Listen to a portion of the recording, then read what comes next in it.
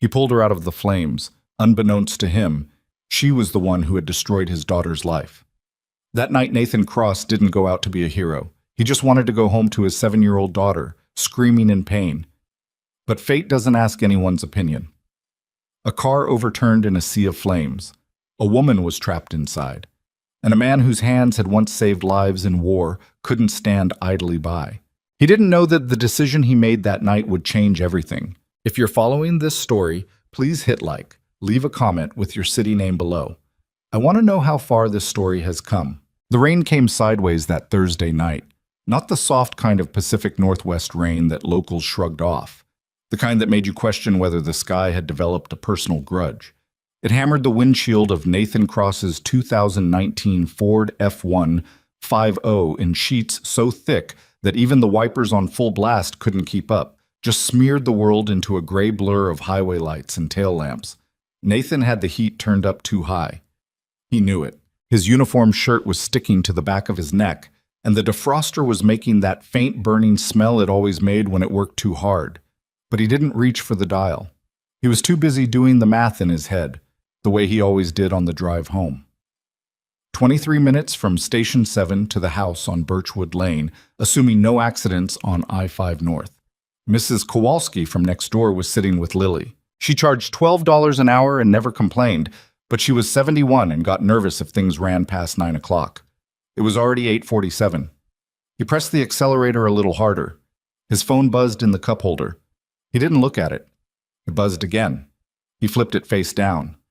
Whatever it was could wait. What couldn't wait was Lily, 7 years old and already familiar with the inside of too many hospitals. Already knew words like inflammatory response and titanium alloy and post-surgical protocol, words no kid that age should carry around. She'd stopped asking why her shoulder still hurt 6 months after her surgery.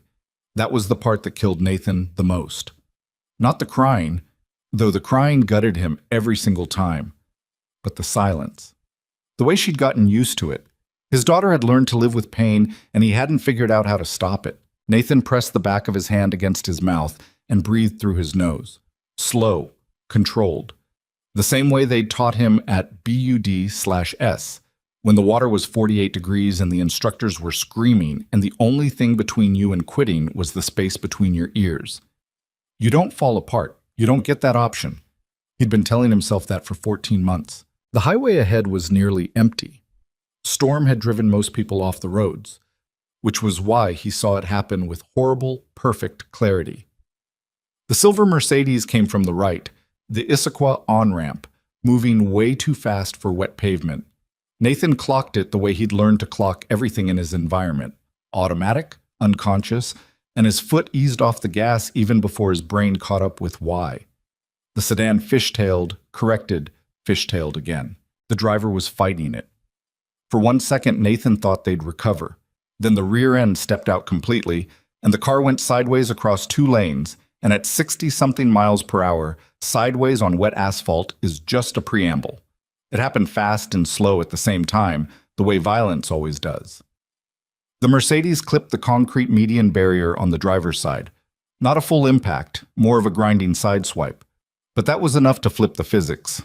The car rolled. 1 full rotation, sparks spraying off the roof like a grinder, and then it came to rest on its passenger side about 40 yards ahead of Nathan's truck, sliding another 20 feet before the guardrail stopped it. The fuel tank went 3 seconds later. Not an explosion. Movies always got that wrong. It was more of a whump, a deep percussive compression of air. And then the orange glow started underneath the vehicle, eating upward through the chassis with a speed that surprised even Nathan, who had seen vehicles burn before. He was already pulling over. He didn't think about it. There was no internal debate. His body was doing the thing it had been trained to do: assess, move, act. While some quieter part of his brain was registering that this was bad, that the fire was moving fast, that he could see someone moving inside the wreck. He killed the engine, grabbed the seatbelt cutter and the compact trauma kit from the glove box. He kept them there out of habit, same as most medics did, and was out of the truck and running before the door had fully swung open. The rain hit him like a wall. He'd left his jacket on the passenger seat. Didn't go back for it. The heat from the burning car hit him at about 20 yards. A dry, pressing wave that pushed against the cold rain in a way that felt almost disorienting, like standing in two weather systems at once. Nathan got low instinctively, angling his approach from upwind, scanning the wreck. The car had come to rest on its side with the roof facing him. The windshield had blown out. He could see the empty frame, glittering safety glass spread across the wet asphalt like scattered ice. Through the gap, past the deployed airbags, he could see movement. An arm, a hand, fingers spread, pressing against the inside of what had been the passenger window and was now the ceiling. Alive. Hey! He was 10 feet away now, crouching, feeling the heat press hard against his face. Can you hear me? I need you to answer me. A sound from inside, not words. Something that might have been a word that pain had chewed beyond recognition. The fire was coming from underneath, working its way toward the interior through the crumpled floor panels. He had maybe 2 minutes before that equation changed dramatically. Nathan went around to the roof, now the exposed side, and got his fingers into the frame of the missing windshield. The edge was jagged. He felt it open a line across his palm without caring about it. He pulled himself up and got his upper body through the opening, and the smoke inside was already thick enough to make his eyes water. She was there. A woman, maybe late 20s or early 30s, still buckled into the driver's seat, which was now the left wall of a sideways compartment. The airbag had hit her hard in the face. Her nose was bleeding steadily and her bottom lip was split. One arm was hanging at an angle that said the shoulder was dislocated, maybe worse. She was conscious, but barely. Her eyes were half open and moving in that unfocused way that meant the brain was still trying to catch up with what had happened to the body. She had dark hair plastered across her face from the rain that was coming through the windshield frame. She was wearing a white silk blouse that was already ruined, and her seatbelt was pulled so tight across her chest from the impact that Nathan could see she was struggling to breathe around it. "Look at me," Nathan said, keeping his voice flat and even. "Eyes on me. Right here." Her eyes found his face. There was a second of genuine terror in them, the animal kind, pure and unthinking. And then something steadied, like she was choosing to hold on. "I can't," she started. "You don't need to talk. I'm going to get you out. Don't fight me, don't grab at things, just let me work. You understand?" A small nod. The smoke was getting worse. He could feel the heat through the roof panel under his chest. He reached across her body to find the seatbelt release, got his thumb on it, pushed. The belt was locked from the impact. Jammed mechanism, common in rollover crashes. He pulled the cutter from his pocket, worked the blade under the belt away from her skin, and cut. She sagged. He got his arm under her shoulders and took her weight. She made a sound that was half gasp, half cry. "Your shoulder," he said. Yeah. Tight, breathless. "I know, I'm sorry. We don't have time to do this gently." He looked at the windshield opening.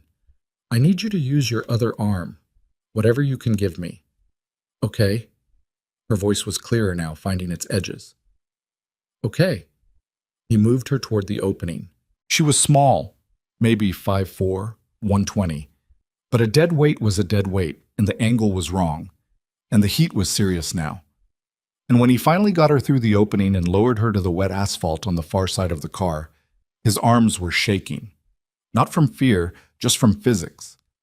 He dropped down beside her and got her moving, half carrying, half walking her away from the car, out of the immediate heat radius. Her feet were working, which was something. They made it to the median before the interior of the Mercedes caught. Behind them, through the rain, the fire made its sound. Nathan lowered her to the ground. She was shivering hard, or maybe trembling. Difficult to tell the difference at the moment. Her one good arm was wrapped around herself, and she was breathing in short, careful increments. He opened the trauma kit. "Where's the worst pain?" "My arm." A beat. "My chest." And my face, actually. Something almost wry flickering across those half-focused eyes. "Probably my face." "Your face is fine." He was already doing a rough assessment, running through the checklist that was just muscle memory at this point. Pupils equal and reactive. Tracking, speaking in complete sentences. Probable dislocated shoulder, possible rib fractures, laceration above the left eyebrow, nasal impact with possible fracture, but no arterial bleed, no obvious signs of spinal compromise. She'd been lucky in ways she didn't know yet.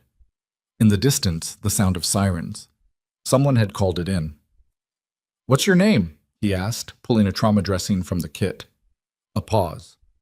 Like the question took a second to reach her. Celeste. Celeste. He pressed the dressing above her eyebrow. Hold that. She raised her good hand and held it, looked at him. You went into a burning car, she said. It didn't come out like gratitude exactly. More like she was just trying to get the facts of it settled in her mind. Yeah. Why? Nathan looked up from what he was doing. In 15 years, 12 in the Navy, 3 as a civilian medic, he'd never quite had someone ask him that. Not like that. Not like they genuinely couldn't work out the arithmetic. Because you were in it, he said. She stared at him for a moment. Her eyes were dark and very direct, even through the shock. Then she looked away, back up at the rain falling out of the black sky, and she didn't say anything else. The first fire unit arrived 4 minutes after that. Nathan stood back, gave the responding medic a quick handoff. Female, 30s, rollover MVA, probable shoulder dislocation, possible rib fractures, alert and oriented, and watched them take over with the practiced efficiency of people who knew their jobs. He retrieved his trauma kit, walked back through the rain to his truck, sat in the driver's seat, looked at his hand, which was still bleeding from the windshield cut. Not bad. He wrapped it in a spare gauze pad from the glove box, pressed it, held it. His phone showed 3 missed calls from Mrs. Kowalski. He called back immediately. Nathan. She picked up on the first ring. Thank goodness. Lily's been asking for you. She's... A pause where she dropped her voice. She's been having a hard night. I'm on my way. He was already pulling back onto the highway. 5 minutes, 10 at most.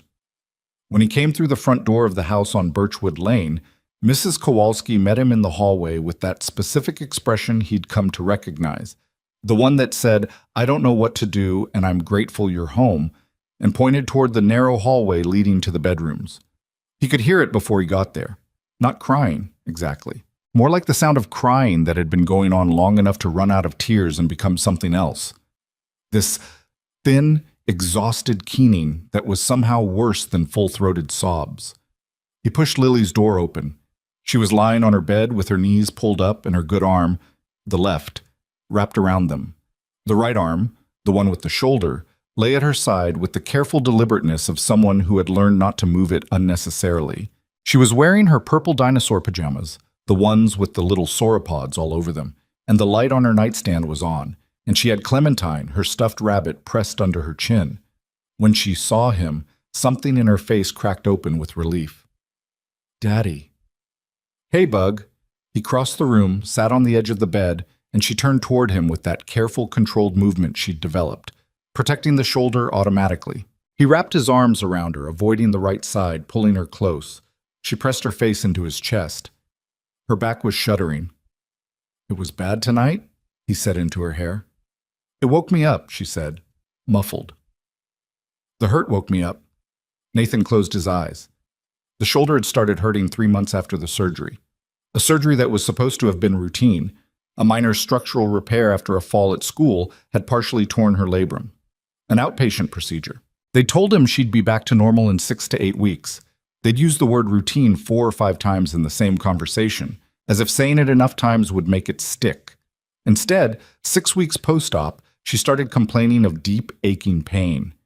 Not the expected surgical recovery pain. The doctors were clear about that distinction early on, but something different, something that didn't follow the right timeline, that wasn't responding to the right treatments, that kept producing results in her blood work that her orthopedic surgeon described with careful neutrality as slightly elevated inflammatory markers, and followed with phrases like, let's monitor it, and not uncommon in pediatric cases, and could take longer than average to settle. 14 months of, let's monitor it. 14 months of his daughter crying in the night. Nathan had filed every form, called every specialist on the insurance network, argued with 3 different billing departments, and mortgaged his professional credibility by asking every physician colleague he knew for a referral, a second opinion, anything. He'd gotten sympathy. He'd gotten professional courtesy follow-up appointments where doctors looked at the same records and reached the same careful, non-committal conclusions. He hadn't gotten answers. He sat with Lily until her breathing evened out and the shuddering stopped, And then he sat a little longer just to make sure, and by the time he made it to the kitchen to pour himself a glass of water, it was 10:15 and Mrs. Kowalski had let herself out. He stood at the kitchen sink and drank the water and looked out the window at the rain and didn't think about the burning car or the woman in the white blouse or any of it. He thought about Lily's face when she'd said, "The hurt woke me up," and what it would take to make that stop. His hand throbbed under the gauze. He unwrapped it over the sink. It was a clean cut, not deep. It needed antiseptic and maybe a butterfly closure. He had both in the bathroom cabinet. He fixed it mechanically, standing in the bathroom mirror, and then stood there a moment longer than necessary looking at his own face. 48 hours of tiredness parked behind his eyes. A jaw that needed a shave. A scar along the left side of his chin from a night in Kandahar that he never talked about, because what was there to say about it, really? He turned the light off and went to bed. He didn't know her last name until the next morning. It was on his phone before his alarm went off. Not because he'd set a news alert, he hadn't, but because Darnell from Station 7 had texted him at 6:04 a.m. with a screenshot in the message, "Bro, is that you?" The screenshot was from the Seattle Times website. The photo had been taken by someone in a passing car. Grainy cell phone footage stabilized and cropped. It showed a man pulling a woman through the blown-out windshield of a burning car, both of them lit orange-gold by the fire, the rain a visible diagonal streak across the frame. Nathan stared at it for a long moment. Then he read the headline. Billionaire, Celeste Sterling, survives dramatic crash on I-5. Rescued by bystander. He looked at the photo again. He looked at the name. Celeste Sterling. He had heard the name, of course. You couldn't read a business section or scroll past a finance headline in the last 3 years without encountering it. America's youngest self-made billionaire. 29 years old, something like that. Built a medical technology holding company called Meridian Apex out of what the profiles always described as nothing, which meant nothing in the way that nothing meant when you were already educated and connected and operating in a world that opened certain doors. He wasn't bitter about it. He just knew how those stories got told. The articles this morning were different. They had the word miraculous in them a lot. He put his phone down and went to make breakfast. Lily came out of her room at 7:15, moving with the careful deliberateness she always had in the mornings before the ibuprofen had a chance to work. She sat at the kitchen table and watched him work the stove with the particular quiet that Nathan recognized as the residue of a hard night, that not quite there stillness that a body maintained when it was still rationing its resources. "Scrambled or over easy?" he asked. "Scrambled?" A pause. "With cheese?" "Obviously." She almost smiled. That was something. He set the plate in front of her, poured her orange juice, no pulp, the way she'd always insisted, even when she was 4, and sat across from her with his coffee. He watched her eat with the mechanical focus of someone who was hungry but not enjoying it yet, and he thought about inflammatory markers and insurance networks and doctors who kept saying, "Let's monitor it." "Dad," Lily said, not looking up from her plate. "Yeah. Can I go to Maya's on Saturday?" "Depends on how you feel Saturday." She accepted this. It was how most of their conversations about plans went now. Depends on how you feel. She'd stopped arguing with that qualifier about 4 months ago. That was the part he couldn't shake. His 7-year-old had accepted contingency as a permanent condition of her life, and he hadn't been able to do a single useful thing about it. He drove her to school, watched her go through the gate with her backpack on the left shoulder, never the right, and then sat in the parking lot for a few minutes doing nothing in particular. Then he drove to Station 7 for his shift. Darnell was waiting for him in the bay, leaning against the ambulance with a coffee and an expression that was caught between impressed and amused. "The man himself," Darnell said. "Don't." "You didn't tell me." "There was nothing to tell." Nathan pulled his gear from his locker. "I stopped at an accident. I helped someone out of a car. That's it." "That's it," Darnell repeated, like he was testing the weight of the phrase. "Out of a burning car. While it was on fire." That's what burning means, yeah." "The woman is Celeste Sterling." "I know." Darnell straightened up. "How do you know? You know who she is?" "I read the article this morning." "Nathan, brother, do you know how much that woman is worth?" That's not the point. He was checking his kit, not looking up. It might be some of the point. It's not. Darnell was quiet for a second. Nathan knew he was doing the calculation that anyone in his position would do, thinking about the house on Birchwood Lane and the medical bills and the lawyer letters that Nathan had mentioned exactly once, 6 months ago, in a moment of weakness that he immediately regretted. You could at least call her, Darnell said. Let her say thank you. She doesn't owe me anything. She's alive, man. You pulled her out of a burning car. She kind of owes you something. Nathan closed the kit. Can we work now? They worked. It was a Thursday shift. 3 calls in 6 hours, 1 cardiac, 1 fall at an assisted living facility on Capitol Hill, 1 adolescent male with a dislocated knee from a skateboard incident who was simultaneously miserable and oddly proud of himself. Standard inventory of human fragility. Nathan moved through all of it with the particular focus that made him good at his job. The ability to be entirely present in the immediate problem while keeping everything else walled off behind a door he didn't open during working hours. He'd built that wall a long time ago. It had served him well in the Navy. It served him reasonably well now. What it didn't do, and had never done, was make anything better on the other side of it. The call came 7 days after the accident, not to his cell phone. He hadn't given her his number and she hadn't asked for it, but to Station 7's non-emergency line, which was publicly listed and which Darnell answered on a Wednesday afternoon and came to find Nathan with a very specific expression on his face. There's a woman on the phone, Darnell said. She says her name is Celeste Sterling and she'd like to speak with Nathan Cross. Nathan looked at him over the hood of the ambulance where he was doing a routine supply check. Tell her I'm busy. Darnell's expression didn't change. She said you might say that. She said she'll hold. A long moment. She'll hold, Nathan repeated. She sounds very calm about it. Nathan set down the inventory clipboard, walked into the station, to the desk phone, picked up the receiver. This is Cross. Mr. Cross. Her voice was clear and direct without the hesitancy he might have expected. No preamble. This is Celeste Sterling. You saved my life last week. I helped you out of a car. The medics on scene saved your life. A brief pause. That's an interesting way to look at it. It's an accurate way. I've been trying to find you since Thursday. I didn't make it difficult to find. No, she agreed. You didn't. I'd like to meet with you in person. I think I owe you that much. Nathan picked up a pen, put it down. You don't owe me anything, Ms. Sterling. With respect. I know I don't owe you anything in a transactional sense. I'd still like to. Another pause, shorter. I'm in Seattle through Saturday. If you're willing. He stood there, holding the receiver, looking out through the station window at the gray mid-morning sky. You don't have to do this. That was the logical voice. The one that had gotten him through 12 years of situations where the sensible play was clear and available. She's alive and you made it out, and there's no reason to make this into anything more than what it was. Friday afternoon, he said. I picked my daughter up at 3. Before that. Of course. Name a place. He named a coffee shop on Pike that was close to the station and unremarkable, deliberately, not because he'd thought about it much, but because picking an unremarkable place was just habit, and gave her a time and hung up. Went back to his inventory check.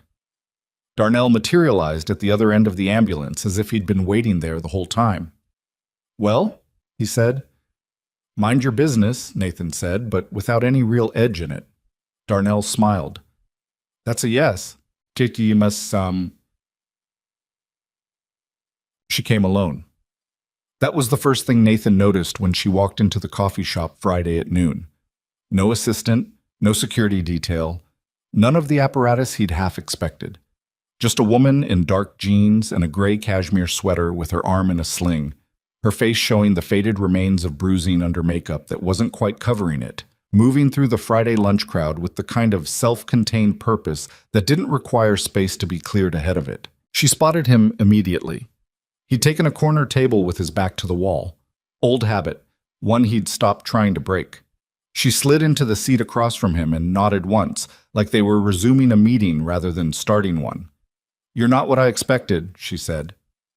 What did you expect? She thought about it seriously, which he appreciated. Someone who wanted to be thanked. I don't. I know, that's what I mean. She looked at him steadily. Her eyes were dark and direct, the same as he remembered from the roadway. And even with the bruising and the sling, she projected a quality that he'd seen in exactly two other kinds of people in his life. Officers who'd genuinely earned their rank, and people who'd built something hard from scratch. The quality of someone who was used to the room adjusting to them, not the other way around.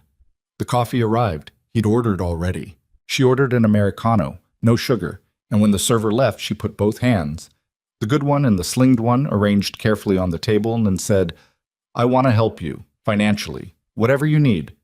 No. You haven't heard the amount.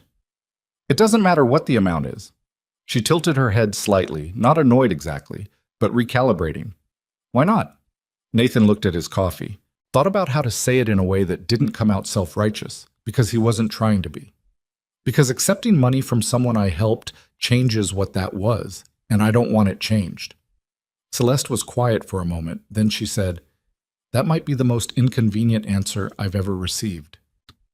The door to the coffee shop opened, and a gust of Seattle October came in with a couple who was loudly disagreeing about something, and in the moment of ambient noise that followed, Nathan's phone went off. He looked at it. Lily's school. Ridgecrest Elementary. I need to take this. She waved her good hand. He stepped to the side, answered.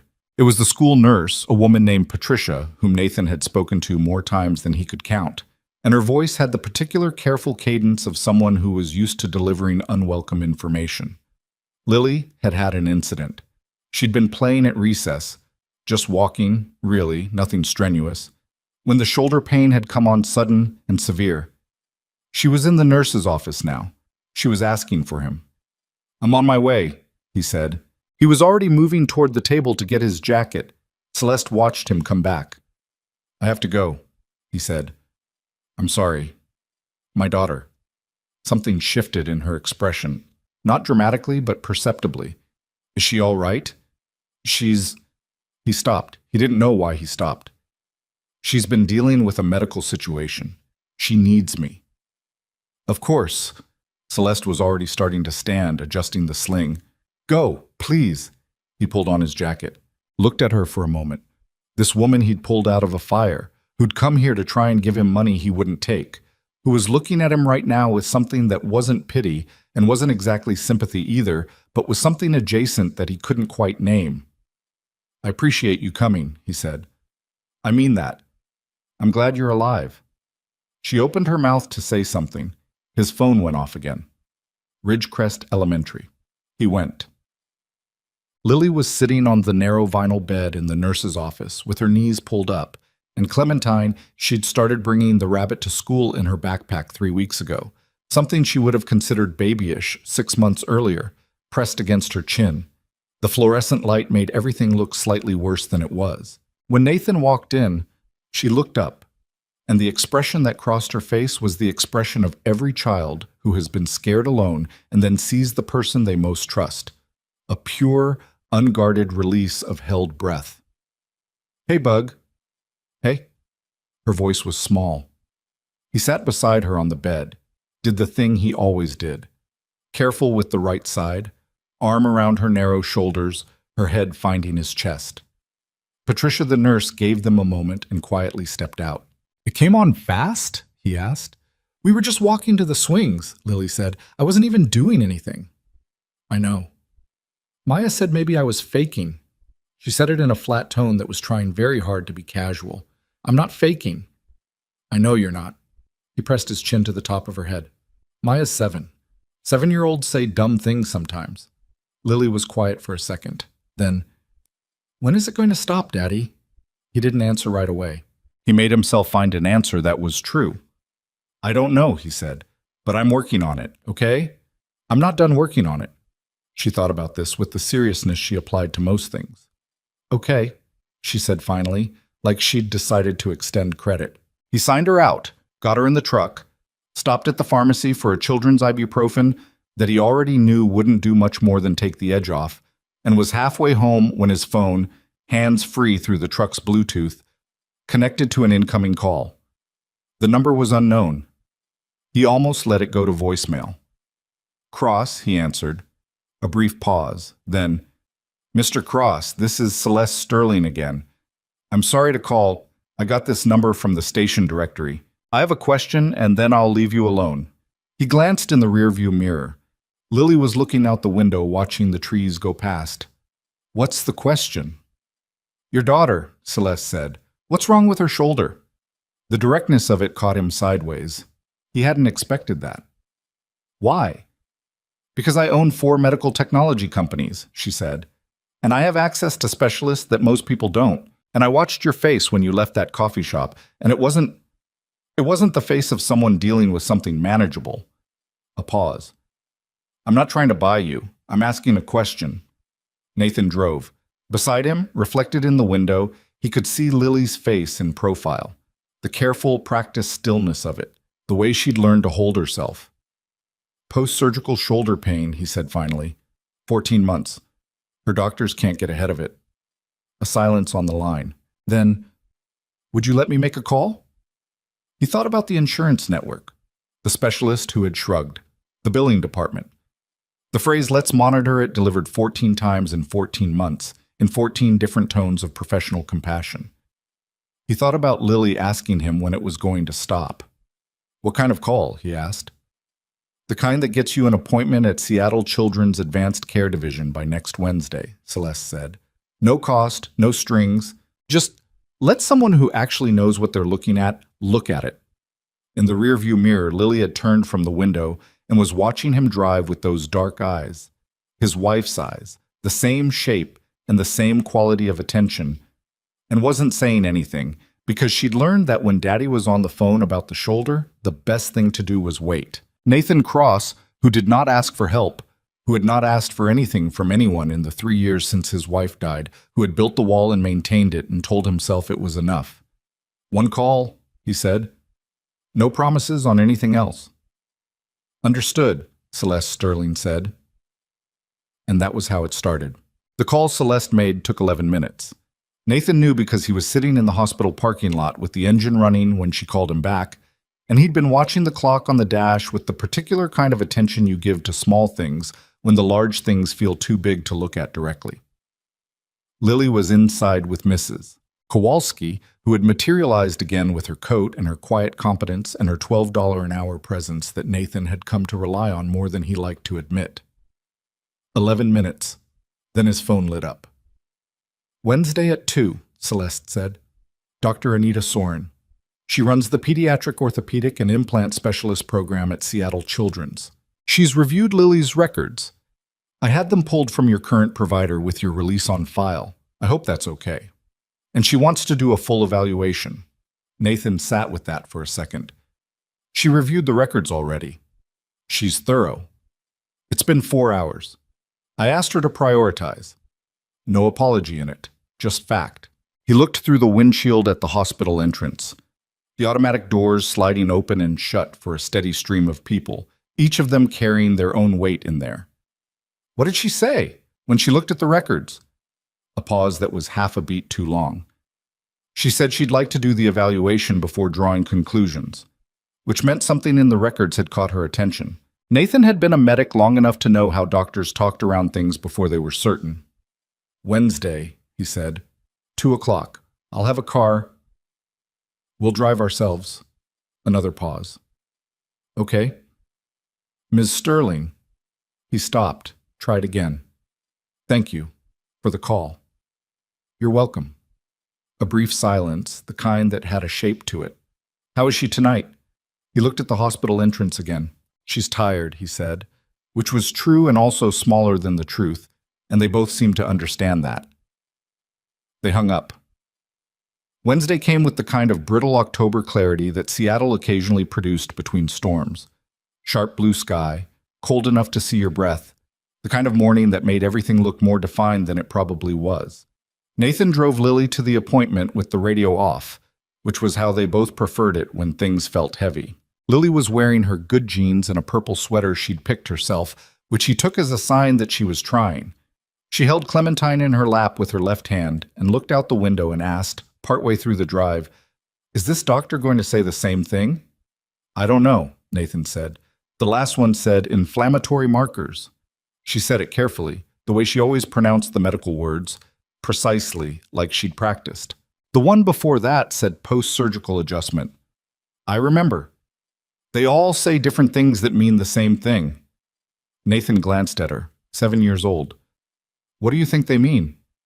She thought about it seriously. That they don't know. He didn't say anything to that because she wasn't wrong. Seattle Children's Advanced Care Division was on the 4th floor of a building that smelled like every hospital Nathan had ever been in. That particular combination of industrial cleaner and recirculated air and something underneath it that wasn't exactly antiseptic and wasn't exactly anxiety, but was probably both. And Dr. Anita Soren was waiting for them herself, which was the first sign that this appointment was going to be different.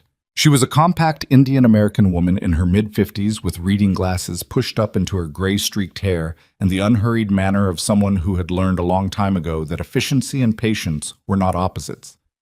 She shook Nathan's hand and then crouched down to Lily's level, which most of the doctors they'd seen hadn't done, and said, "You must be Lily.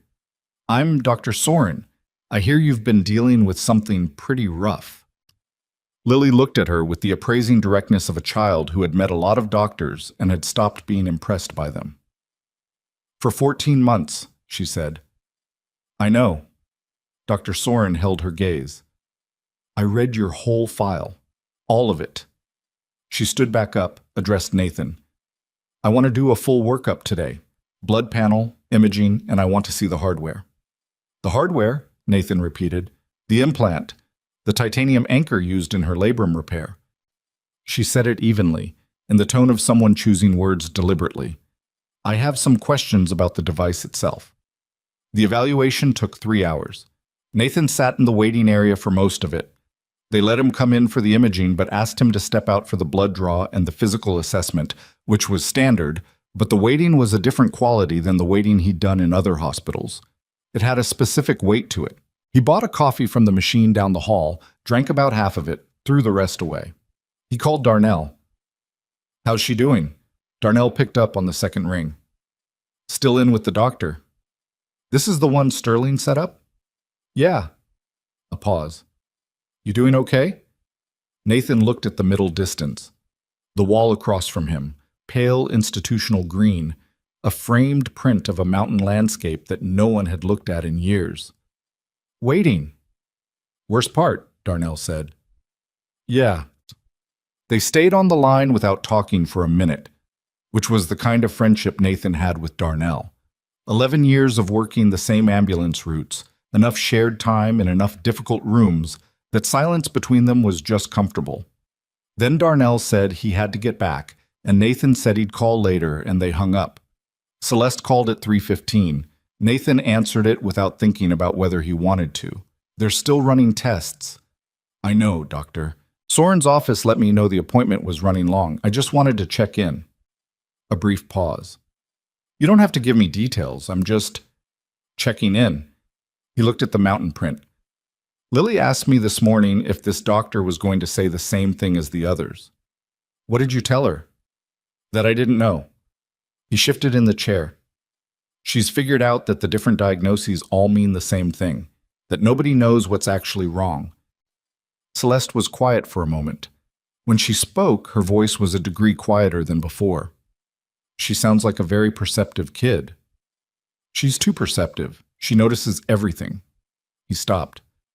"She noticed that I stopped cooking her mother's recipes about a year ago and asked me if it was because it made me sad.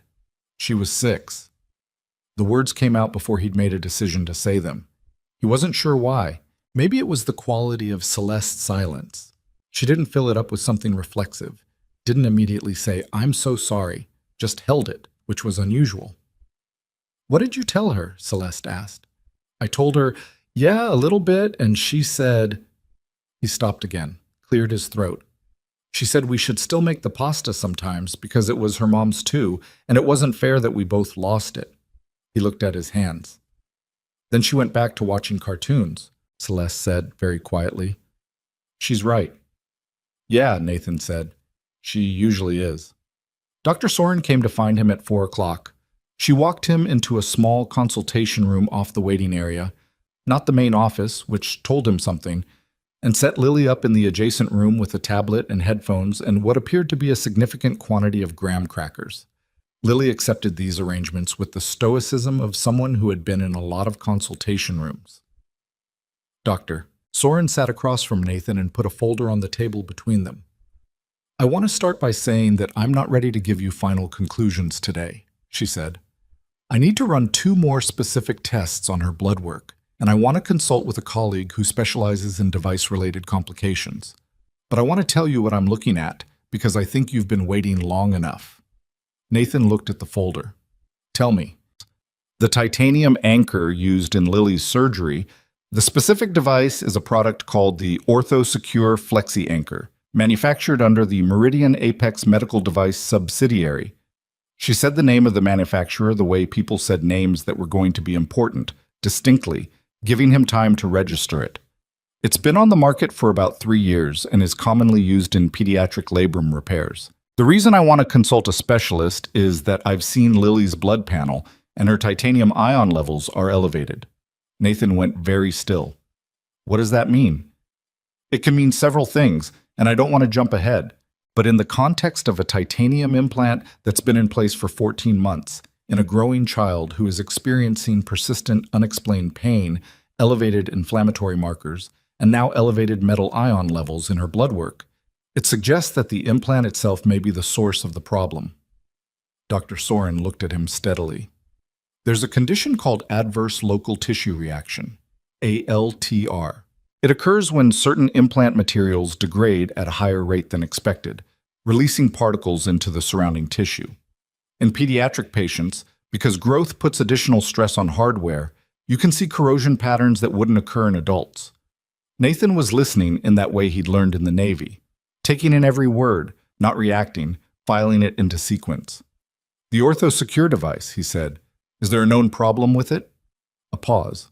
The kind that answered the question before the words did. I've seen 2 other cases in the last 18 months with a similar presentation, Dr. Soren said carefully. Both involved the same device. In both cases, device removal resulted in significant symptom relief. Removal, Nathan said. Replacement surgery. Yes. She kept her voice level. It's not a minor procedure, but it's also not highly complex. The risk profile in a healthy child Lily's age is manageable. She paused. I want to be honest with you, Mr. Cross. I'm flagging this internally, and I'm going to be making some calls. The pattern I'm seeing concerns me beyond just Lily's individual case. Nathan sat with this for a long moment. Outside the door, he could hear the faint, tinny sound of whatever Lily was watching on the tablet, something animated, cheerful, completely disconnected from this room. How long has she been in pain because of the implant? He asked. Not loudly, just the question. Doctor. Soren didn't look away. Based on what I'm seeing in her records, the symptom onset and progression, I would estimate that the device began showing signs of failure within 3 to 4 months of implantation, which would put the onset of device-related symptoms at roughly almost the whole time, Nathan said. A small nod. He looked at the folder on the table. 14 months. The phrase, let's monitor it, played in his head in a loop, and underneath it, the specific sound of Lily crying in the night. The thin, exhausted kind, the kind that had run out of tears, and he felt something happening in his chest that he wouldn't have called anger yet because it was too big and too formless to have a name. What do I do now? He asked. Let me run the remaining tests and consult my colleague. I'll have a clearer picture by Friday. If the results confirm what I'm seeing, I'll recommend a surgical consult for device removal. She reached across and opened the folder, turned it toward him. I want you to look at this. It's the product specification sheet for the OrthoSecure Flexi Anchor, specifically this section. She pointed. He looked. The section she was pointing to was a table, material composition, corrosion resistance ratings, recommended patient population. A line about 2/3 down was highlighted in yellow. Not recommended for patients under 12 years in high-growth phases without additional monitoring protocol. Nathan looked at this for a long time. She was 7 when she had the surgery, he said. 6, Dr. Soren said quietly. She was 6 years and 4 months. The sound from the tablet in the next room was still cheerful. still completely disconnected. Nathan closed the folder. He drove home in a different kind of silence than the mornings, not the heavy but familiar weight of a hard situation, but something with more edge to it, something that required careful management. Lily fell asleep in the passenger seat 20 minutes in, Clementine tucked under her chin, the late afternoon light coming through the window in long October angles across her face. He called Celeste from the driveway after he'd carried Lily inside and got her settled. She picked up before the second ring. He told her what Dr. Soren had said. Not all of it. Not the part about the highlighted specification sheet, not yet, but the shape of it, the implant, the metal ions, the other cases, the recommendation building towards surgery. Celeste listened without interrupting, which was the quality he was starting to recognize as characteristic of her.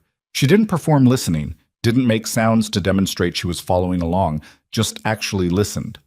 When he finished, there was a moment of silence. The device manufacturer, she said. Meridian Apex subsidiary. A longer silence this time. I know the company, Celeste said. Her voice had changed register slightly. Not dramatically. She kept things controlled in a way that he'd noticed was fundamental to how she operated. But there was something underneath it now that hadn't been there before. Do you? Nathan said. Meridian Apex is one of my holdings. She said it the way you said something you were making yourself say. I acquired it approximately 2 years ago as part of a larger portfolio acquisition. The Ortho Secure line was already in production. Nathan said nothing for a moment. He was sitting on the couch in the living room, in the dark, not having turned any lights on when he came back inside. Were you aware of any safety concerns with the device? He asked, and his voice came out flat and careful, the way voices went when he was actively managing something. No. Immediately, clearly. I was not. Would you tell me if you were? A pause. I would like to think so. I understand why you're asking the question. I'm asking because my daughter has been in pain for 14 months, and your company made the thing that's been sitting inside her shoulder causing it. The sentence landed in the silence between them and sat there. I know, Celeste said, and then, after a moment, I'm going to make some calls of my own. Ms. Sterling, not to protect anything, she said, with a sharpness that came and went quickly, like she'd let something through and caught it. To find out what I should have been told and wasn't. There's a difference. Nathan looked at the dark living room. Lily's backpack by the door, the drawings on the refrigerator he could barely see from here, a purple raincoat on the hook that was one size too small and had been for 2 months, but she refused to stop wearing because it had a dinosaur patch on the sleeve that she'd picked herself. Friday, he said. When Dr. Soren has the full results. Friday, Celeste agreed. They met on Friday at a coffee shop again, but a different one. This time it was her suggestion. A quieter place in Eastlake with high ceilings and the kind of ambient noise that made conversation private without requiring effort. She was there before him, both hands around a mug, the sling gone now, and replaced by a careful way of holding her right arm slightly away from her body that told him the shoulder was still being managed. He sat down. There was already a coffee waiting across from her. He looked at it. You ordered for me, he said. Black, 2 sugars. I asked Darnell. A brief small movement around her mouth that wasn't quite a smile. He was cooperative. I'll have words with him. Don't. He cares about you. She wrapped both hands around her mug. Dr. Soren called me this morning before she called you as a courtesy, because I'd made the initial referral. She said she's recommending surgical consultation. She called me an hour later, Nathan said. I know. Celeste nodded. She was looking at the table, at her mug, not at him, which was unusual for her. The looking away. He'd noticed she was direct by default. I spent the last 2 days reviewing everything I could access about the Ortho Secure line, she said. Our performance reports, complaint logs, the manufacturing quality records, the FDA submission data. Nathan waited. There were flags, she said, in the complaint logs. 3 pediatric cases over the past 16 months with presentations similar to Lily's, elevated metal ions, persistent pain, symptoms consistent with device degradation. She finally looked up. Those reports were categorized as isolated incidents and escalated to the device quality team for monitoring. Monitoring, Nathan said. Monitoring. The word sat differently in her mouth than it did in his, but he could hear that she heard it. The echo of it, the particular inadequacy of it. The reports didn't reach me. They were handled at the subsidiary operations level. A pause. I've been trying to determine whether that was an oversight or a choice. What do you think it was? She looked at him steadily. I think someone made a calculation, she said, about what a recall would cost versus what continued monitoring would cost. And I think the person who made that calculation believed I would not want to know the answer. Nathan drank his coffee, set it down. Because knowing would mean a recall, he said, which would cost the subsidiary approximately $40 million in the first quarter alone, not including liability exposure. Her voice was very even. There's a significant contract renewal coming up with a national hospital network. A recall would kill it. So they buried it. I believe so. She said it without flinching, but her hands had tightened around the mug. I don't have full confirmation yet. My legal team is working through the document trail. Nathan looked at her for a moment. The bruising on her face had faded to almost nothing. She looked rested and composed, and also, underneath both of those things, genuinely angry in a way she was keeping in a very specific container. What are you going to do about it? He asked. What I should do is turn everything over to federal regulators and initiate a voluntary recall immediately. She said it without hesitation, which told him it wasn't a new conclusion. What my board is going to tell me is that I should wait for legal to complete its review, protect the company's position, and explore a structured resolution. And I think the board is going to have a very bad couple of weeks, Celeste said quietly. For the first time since this had started, Nathan felt something in him that wasn't frustration or exhaustion or carefully managed fear. Something that was closer to, he wasn't sure what to call it, not trust exactly. More like the recognition of a quality he respected when he saw it. You need to know something, he said. She waited. The specification sheet for the device. Dr. Soren showed me. It has a notation, not recommended for patients under 12 in high-growth phases without additional monitoring protocol. A stillness came over Celeste's face. Lily was 6, Nathan said. I know how old she was. And there it was. The container cracking just slightly. Her jaw tightened. The surgical teams that use our devices receive product training. They should have...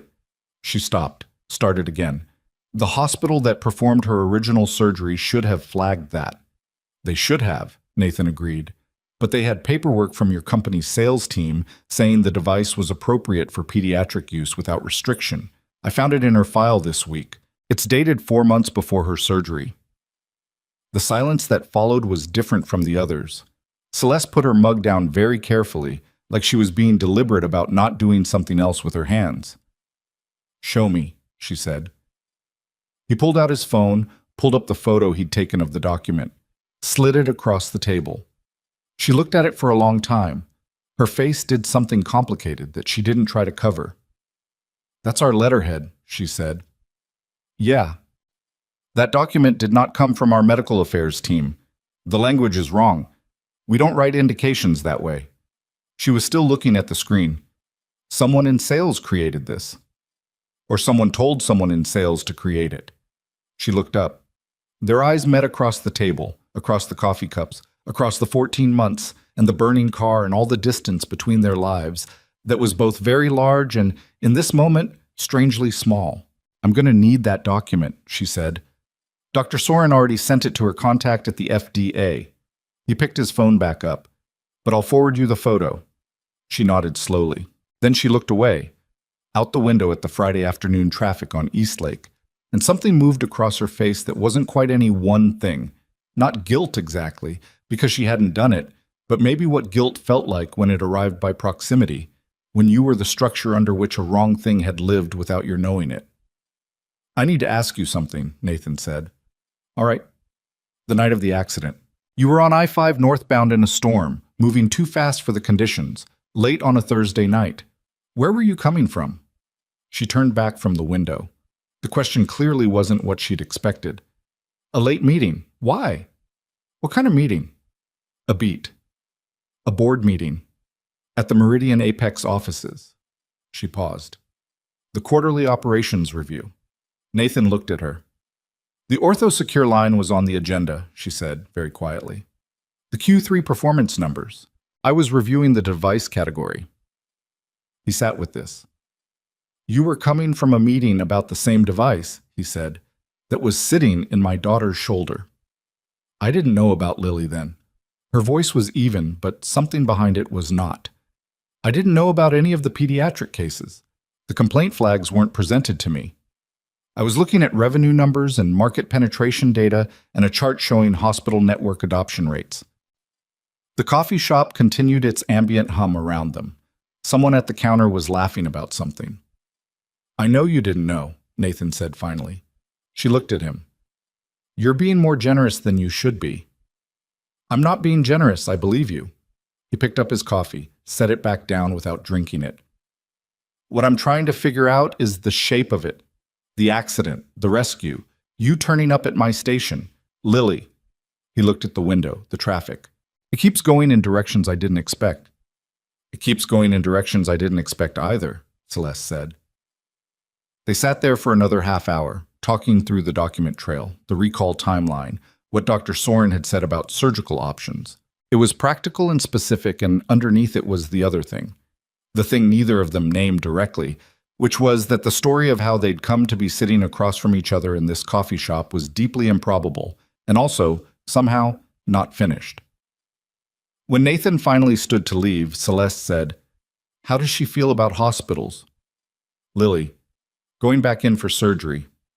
He thought about Lily asking if this doctor would say the same thing as all the others. He thought about her holding Clementine and waiting and being 7 years old and tired. She's braver than I am, he said. She always has been. Celeste looked at him for a moment, and he could see her doing what he'd watched her do before. Processing, weighing, not rushing it. She gets that from someone, she said. Nathan put on his jacket. Her mother, he said. Her mother was the brave one. He said it without a catch in his voice, which still surprised him sometimes. The way grief could reshape itself from something that stopped your throat to something you could carry in your hands and show people, if the moment was right. He left the coffee shop, walked to his truck in the cold afternoon air, and sat for a moment before starting the engine. His hand had fully healed. The cut from the windshield was a thin line now, almost invisible. He pressed his thumb along it without thinking about it, a habit he'd developed, like a soldier checking his equipment. The shape of things was becoming clearer, not comfortable, not anything close to comfortable, but clearer. And Nathan Cross, who had navigated by clarity through the worst nights of his life, understood that knowing the shape of a thing was the beginning of being able to do something about it.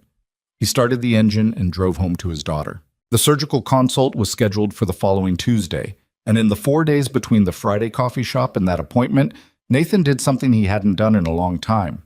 He started digging. It wasn't a conscious decision, exactly.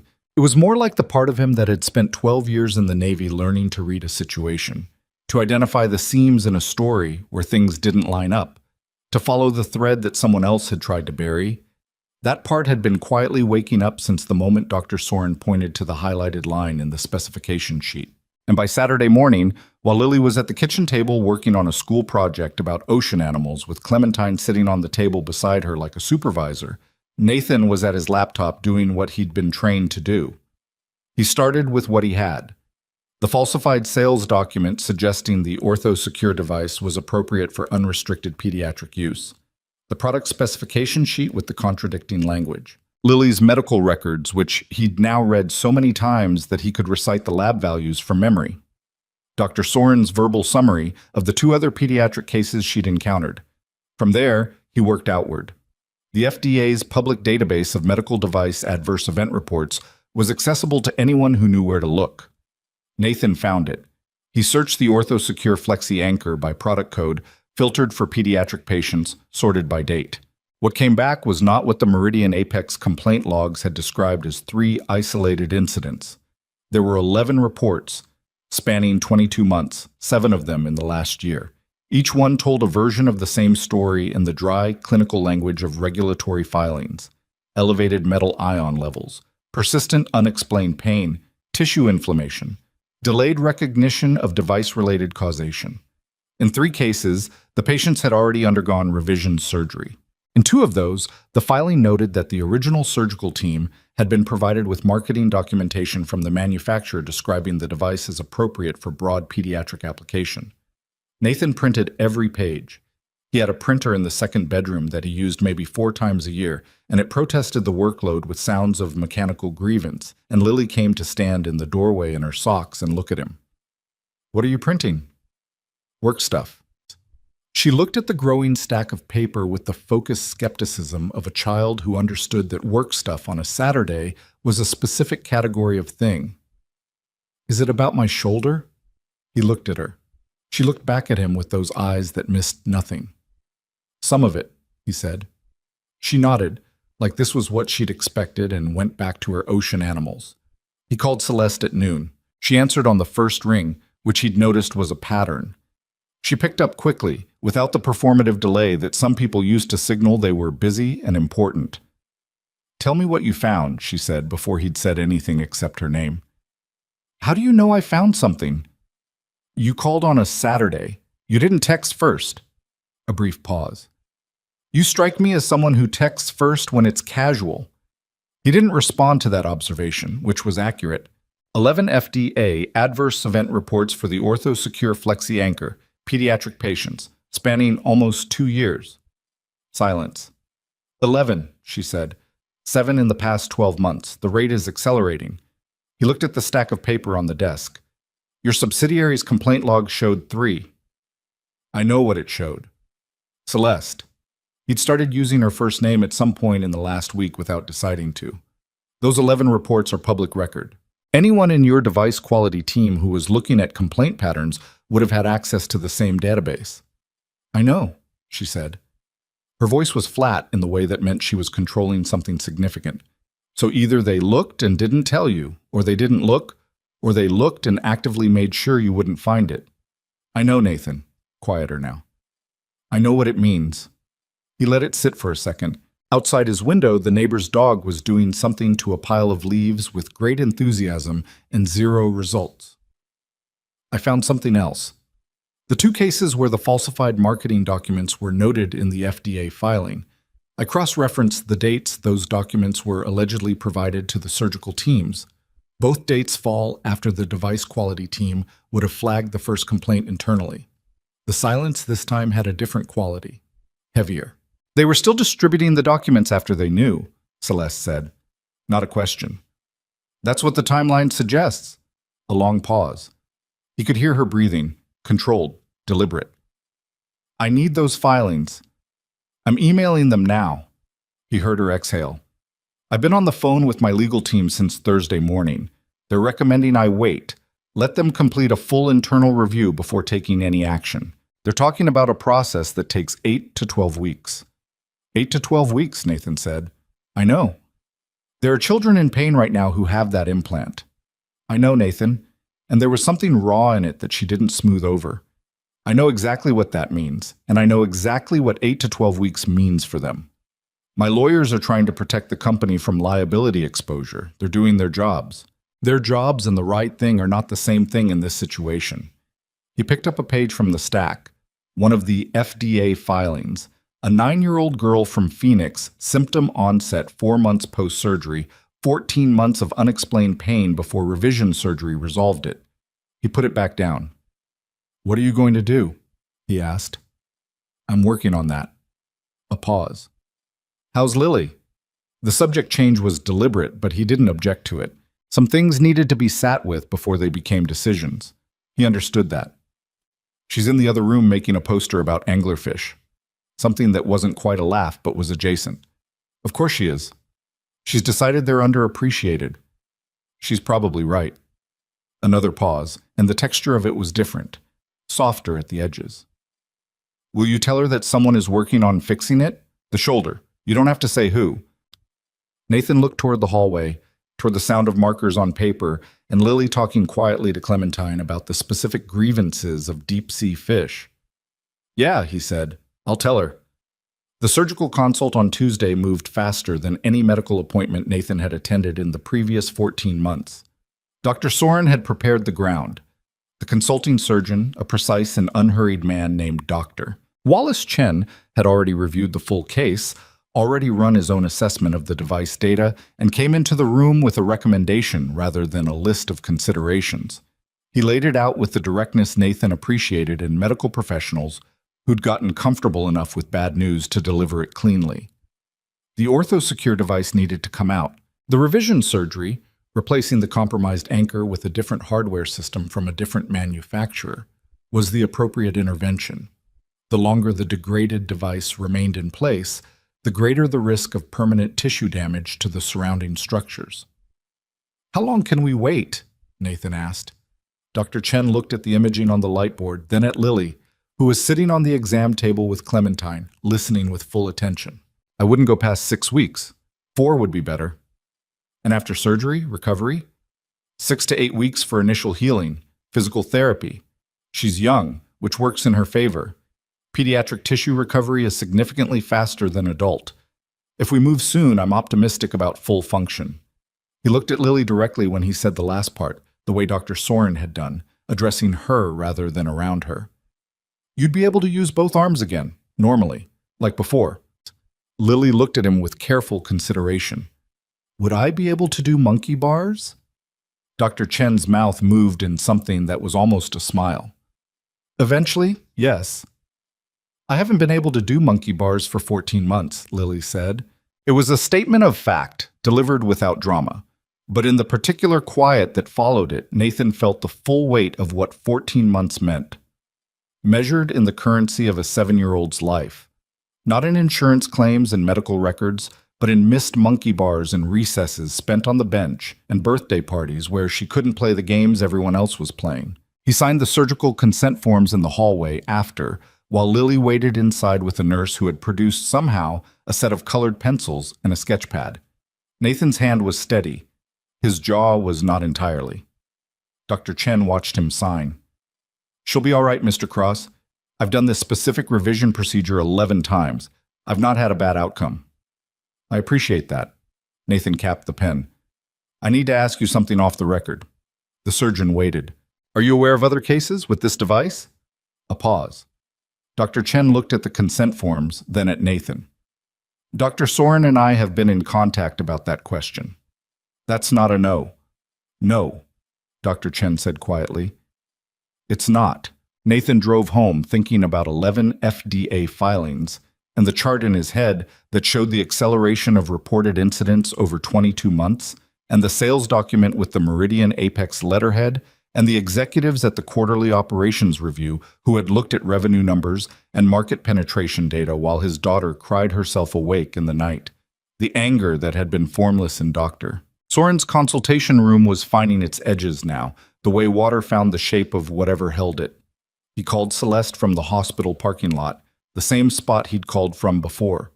The symmetry of it was not lost on him. She answered immediately. "How did it go?" "She needs surgery within 4 weeks. Dr. Chen recommends sooner." He looked at the hospital entrance. "I signed the consent." "Okay." Her voice was steady. "Okay. I'll have my office coordinate with Dr. Chen's team on scheduling. If it's within my hospital network access, I can ensure the surgical costs are—" "Celeste." A pause. "We'll talk about costs later," he said.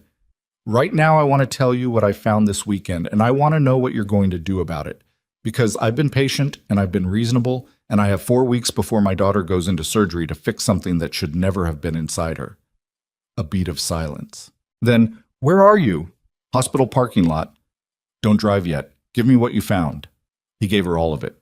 The 11 FDA filings, the accelerating timeline, the cross-referenced dates showing the falsified marketing documents being distributed after the first internal complaint flags. He read her the specific language from 2 of the filings, the clinical descriptions of children in pain, and she didn't interrupt him once. When he finished, the silence lasted long enough that he checked the connection. "I'm here," she said. "I'm just—" A brief stop. "I'm sitting with it." "Don't sit with it too long." "Nathan." Her voice had an edge now, not defensive exactly, but present. "I have been sitting in a conference room since 7 this morning with 4 lawyers and 2 board members who are telling me that initiating a voluntary recall without completing the internal review process exposes the company to an admission of liability that could result in judgments totaling somewhere between $300 million and $500 million. They are not wrong about the legal math. I understand the legal math. And I am also sitting with the fact that the man who pulled me out of a burning car is parked outside a hospital where his daughter just got scheduled for corrective surgery to fix something my company's executives covered up. Those two things are both real, and I'm trying to figure out how to move correctly. He didn't say anything for a moment. I'm not a patient man, he said finally. I know. A pause. I know you're not. But I need 48 hours to gather the specific documentation I need to move around the board. Can you give me 48 hours? He sat in the parking lot, engine off, looking at the hospital entrance. 48 hours, he said. He spent those 48 hours doing two things simultaneously. During the days, he worked his shifts at Station 7, moving through the inventory of Seattle's emergencies with the compartmentalized focus that had always been his best professional quality. During the nights, after Lily was in bed, he sat at the desk in the second bedroom and built the case. He was thorough in the way that years of military intelligence training made a person thorough, not scattered, not angry and reckless, but methodical. He organized the FDA filings chronologically, cross-referenced them against the internal complaint log dates he'd gotten from Celeste, mapped the document trail for the falsified marketing materials against the product launch timeline. He built a spreadsheet that was clear enough that anyone, a journalist, a federal investigator, a jury, could follow it from one end to the other without needing specialized knowledge. He wasn't sure yet what he was going to do with it, but having it felt important. Having it meant that whatever happened in the next 48 hours, the shape of the thing existed somewhere outside of the people who had an interest in keeping it shapeless. Darnell called him on the second night at 10:30. You're still up, Darnell said. Not a question. He could hear the particular quality of Nathan's voice when he'd been thinking hard for too many consecutive hours. Working. The shoulder thing? Yeah. A pause. You want to talk through it? This was another thing about Darnell. He never pushed, just offered the door and left it open. I found documentation showing the manufacturer's executives knew about the device failure pattern and kept marketing it anyway. To hospitals, to surgical teams, who then put it into kids. Darnell was quiet for a moment. How many kids? 11 confirmed in the FDA database, probably more who haven't filed or haven't been correctly diagnosed yet. And the company, the Sterling Woman's company. Her executives buried it. Nathan looked at the spreadsheet on his screen. She says she didn't know, I believe her, but they did it in her name, with her resources, in a building with her company's sign on the door. What's she gonna do? She said 48 hours. How long ago was that? Nathan looked at the clock. 31 hours. Another pause. You trust her? He thought about it seriously, the way the question deserved. He thought about the coffee shop, both of them, the document on the table between them. The way she'd said I know when he told her about the falsified marketing literature, said it without flinching, without lawyering up her language. The way she'd asked how Lily was doing, not as a transition or a softening maneuver, but as if she actually wanted to know. I think so, he said. Yeah. That's something, Darnell said. It's not nothing. He was at Station 7 when she called, 16 hours after the conversation in the hospital parking lot. He stepped out to the bay, away from the ambient noise of the common room. I need to see you, Celeste said. Her voice was different. The controlled quality still there, but pressed closer to the surface than usual, like the thing being controlled was pushing hard against it. Not by phone, in person. When? Now, if you can, or as soon as your shift ends. His shift ended at 3. It was 2:15. I can take my meal break. There's a place on Western Avenue, Callahan's. Do you know it? I'll find it. She was at a corner table when he got there, 20 minutes later, and she'd clearly been there a while. There were 2 empty coffee cups in front of her and a laptop open that she closed when she saw him. She was wearing a coat he hadn't seen before, dark gray, and her hair was down, which was also different, and the overall impression was of someone who had been moving fast through a hard thing and hadn't had time to assemble the usual professional surface. He sat down, looked at her. Tell me, he said. I found it, she said. All of it. She opened the laptop again, turned it to face him. My financial investigator spent 36 hours pulling internal communications. What I'm about to show you is the full scope of what they did. He leaned forward and read. The emails were between three men: Richard Harlow, the Meridian Apex subsidiary CEO, a man named Dennis Pratt, the VP of Device Quality, and the company's chief legal counsel, a woman named Sandra Oates. The thread spanned 8 months. The earliest email was from Pratt, flagging the first cluster of pediatric adverse event reports and recommending an internal safety review. Harlow's response was 11 words. Hold this. Don't escalate. I'll loop in Sandra and we'll manage. What followed was a paper trail of managed silence. Pratt's safety review was reclassified as a routine quality monitoring process. The FDA adverse event reporting that should have been triggered was described internally as premature given sample size. A proposed internal recall notice was drafted and then buried in a legal hold file. And the marketing documents, the falsified ones describing the device as appropriate for unrestricted pediatric use, were approved for continued distribution in an email from Harlow dated 5 months after the first safety flag. The email to the sales team distribution list was 3 sentences long. The OrthoSecure pediatric application materials are approved for Q3 hospital network rollout. Please ensure all regional reps have current versions. Surgery scheduling targets remain in effect. Nathan read it twice. He sat back in his chair. How many people knew? He asked. At the executive level, these 3 for certain. I'm still mapping the distribution below them. Celeste had her hands flat on the table, a stillness to her that was deliberate. I didn't know. I need you to know that I didn't know, not because I need you to feel sorry for me, but because it matters for what I'm going to do next. What are you going to do next? She looked at him directly. I'm calling the FDA this afternoon. I'm initiating a voluntary recall of the OrthoSecure Flexi Anchor effective immediately. And I'm turning this entire document package over to the U.S. Attorney's Office. She paused. My board is going to try to stop me. They may succeed in delaying the regulatory action through legal maneuvering, but they cannot stop me from handing evidence to federal investigators. What happens to you when you do that? The company's stock will drop. The board will move to remove me. The hospital network contract will almost certainly be canceled. She said each of these things in the flat tone of someone reading items off a list they've already processed. The liability judgments, when they come, will be significant. My personal assets are tied to the company in ways that mean significant personal financial loss. And Lily's surgery, Nathan said. If the company is in legal proceedings, her surgery is already scheduled, and the costs are already committed through a personal guarantee that has nothing to do with company funds. Her eyes didn't waver. That doesn't change. That was never contingent. He looked at her for a long moment. Why are you telling me before you do it? He asked. She seemed to think about how to answer this. Because you built the same case I built, independently, with less access. And you did it because your daughter is in pain and you couldn't find another way. She paused. And because the night of the accident, I asked you why you went into a burning car. And you said because you were in it. And I've been thinking about that answer for 3 weeks.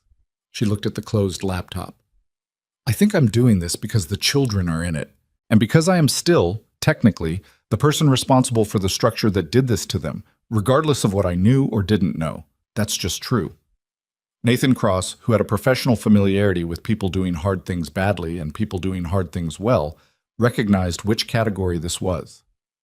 When you call the FDA this afternoon, he said, I want to be on the call. She looked at him.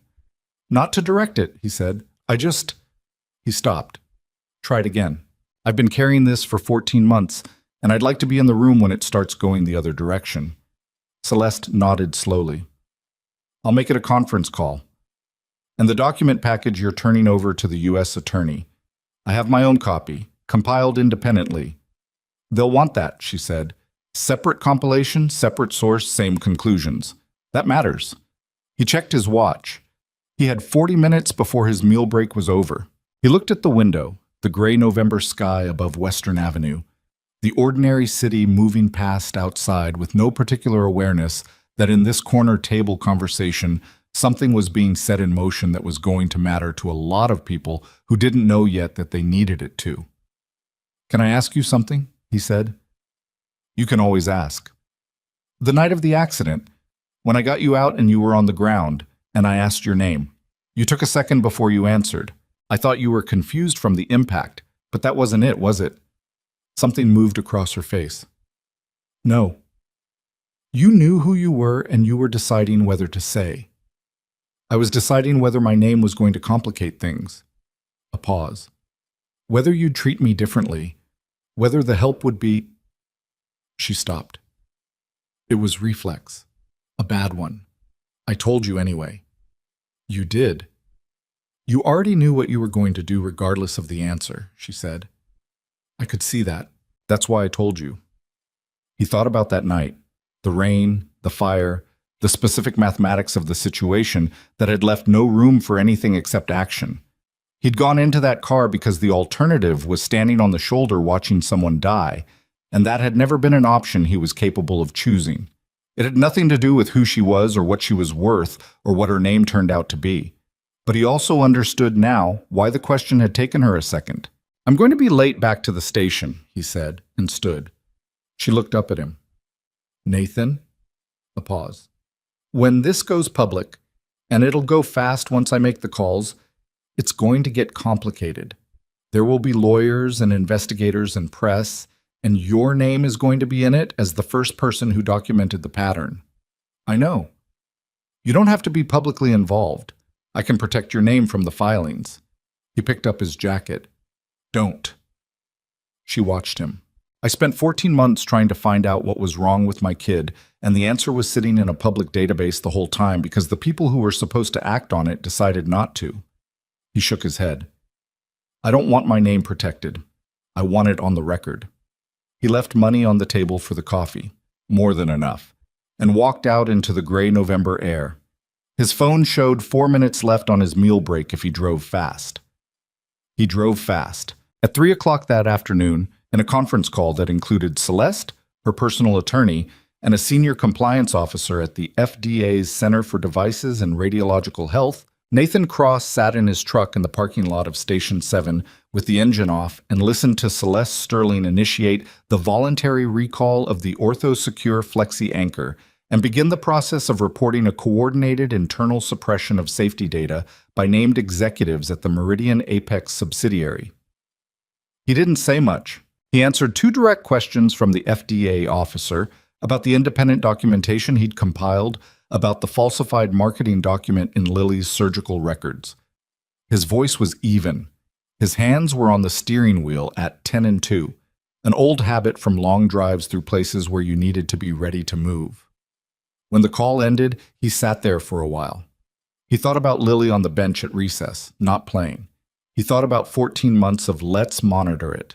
He thought about a 9-year-old girl from Phoenix in an FDA filing, 14 months of pain, the resolution line reading revision surgery, symptoms resolved. He thought about the stack of printed pages in the second bedroom and the spreadsheet on his laptop and the email that said surgery scheduling targets remain in effect, sent 5 months after the first safety flag. He thought about a woman in a white silk blouse in a burning car, asking him why he went in. His phone buzzed. A text from Celeste. It started. Thank you. He looked at it for a moment, then put the phone in his pocket and went back inside to finish his shift. That evening, Lily was at the kitchen table doing homework when he got home. She looked up when he came in, assessed him the way she always did, reading the room from his face before she said anything, and then said, "Did something happen today?" "Yeah," he said, hanging his jacket. "Good something or bad something?" He went to the refrigerator, stood there for a second, then he turned around and looked at his daughter. 7 years old, Clementine on the table beside the homework, the purple sweater, the careful way she held her right arm. "Good something," he said. "Someone started fixing it." Lily looked at him for a long moment with those eyes that were her mother's. "The shoulder?" "The shoulder," he said, "and some other things." She thought about this seriously. Then she nodded, picked up her pencil, and went back to her homework. Nathan Cross stood in his kitchen and felt, for the first time in 14 months, that the ground under him had shifted in a direction that wasn't down. The recall went public 47 hours after the FDA call. Nathan found out the way most people found out about things they were already inside of. Not through the official channel, not from Celeste, but from Darnell, who texted him at 6:52 in the morning with a link and the message, "It's everywhere, man." He was making Lily's breakfast when the text came in. He read the article standing at the stove with the eggs going in the pan. And by the time he'd gotten through the third paragraph, the eggs were overdone on one side and he didn't care. The headline was straightforward. FDA issues Class 1. Recall for ortho. Secure Flexi Anchor Pediatric Implant. Meridian Apex Subsidiary. Faces federal investigation. The article had the basic shape right. The voluntary recall initiation, the safety data suppression allegations, the 3 named executives, but it was missing the interior architecture of how it had actually happened. Missing Nathan entirely, which was fine. Missing the specificity of what 14 months looked like from the inside, which was also fine because that specificity was not the point of a news article. The point was that it was out. He scraped the eggs onto a plate anyway, called Lily for breakfast, and watched her eat with the focused quiet of someone who hadn't slept well. The shoulder had been bad the past 2 nights. He could see it in the careful way she was sitting, the slight lean away from the right side. 12 days? He said. She looked up. Surgery is in 12 days. He poured her juice. Dr. Chen's office confirmed yesterday. Lily looked at her eggs, pushed them around a little. Will it hurt? After. Some. For a while. Different hurt than what you have now. Different how? He sat down across from her, thought about how to be honest in a way that was actually useful. The hurt you have now is your body fighting something that's wrong. After surgery, it'll be your body healing. Same amount of pain maybe, but it's going somewhere instead of just sitting there. She considered this with the seriousness she applied to most things. Okay, she said, which was Lily. For I accept that explanation. I'm still scared. I'll manage. He dropped her at school, came back to the house, and found 3 missed calls. One from Dr. Soren's office confirming she'd been contacted by FDA investigators and wanted to connect Nathan with the case officer. One from a journalist at the Seattle Times who'd gotten his name from somewhere he hadn't figured out yet. One from a number he didn't recognize with a Seattle area code. He called Dr. Soren's office back first, confirmed he'd speak with the FDA case officer, got the contact information. Then he stood in the kitchen for a moment, looking at the journalist's number. He didn't call it, not yet. He called Celeste instead. She sounded like someone who had been awake for 36 hours and was operating on the compressed clarity that comes after you've passed through exhaustion and out the other side. You saw the coverage, she said. Yeah, how bad is it on your end? The board called an emergency session at 7 this morning. They're moving to initiate a vote of no confidence. A pause that was very short, which told him she'd already processed this and was past the part where it was news. My legal team has been in contact with the U.S. Attorney's Office since 5 a.m. Richard Harlow's personal attorney called my attorney at 6:30. Harlow, the subsidiary CEO. He's looking for an off-ramp. His attorney used the phrase cooperative resolution 3 times in a 4-minute call. Her voice had a dry, tired edge to it. It means he wants to minimize personal liability by getting ahead of the federal investigation. Is that going to happen? Not if I have anything to do with it. Flat and final. I handed the document package to the U.S. attorney personally, the communications between Harlow, Pratt, and Oates, the falsified marketing materials, the internal recall draft that was buried in a legal hold, all of it with timestamps, distribution records, and chain of custody documentation. A pause. They don't get a cooperative resolution. They get a federal case. Nathan looked out the kitchen window. The morning was overcast. The light that particular flat gray that Seattle wore for months at a stretch, and the maple in the backyard had dropped most of its leaves and was standing there looking skeletal and not particularly apologetic about it. The journalist from the Seattle Times called me, he said. I expected that. Others will follow. A brief pause. It's your choice entirely what you do with that. I want to be clear about that. I haven't directed any press toward you, and I won't. Say, I know. If you talk to them, it changes things. Your life gets more complicated for a while. My life's been complicated. More publicly complicated. A pause. With a 7-year-old in the middle of it? He'd thought about that already. had spent part of the previous night thinking about it while the spreadsheet was open on his screen, thinking about what it meant for Lily, specifically, to have her name and her situation in the press. She was already navigating enough.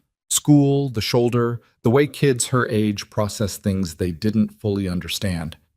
"I'll talk to them after the surgery," he said, "after she's on the other side of it. Before that, my name can be in the record, but not in the press." That's smart.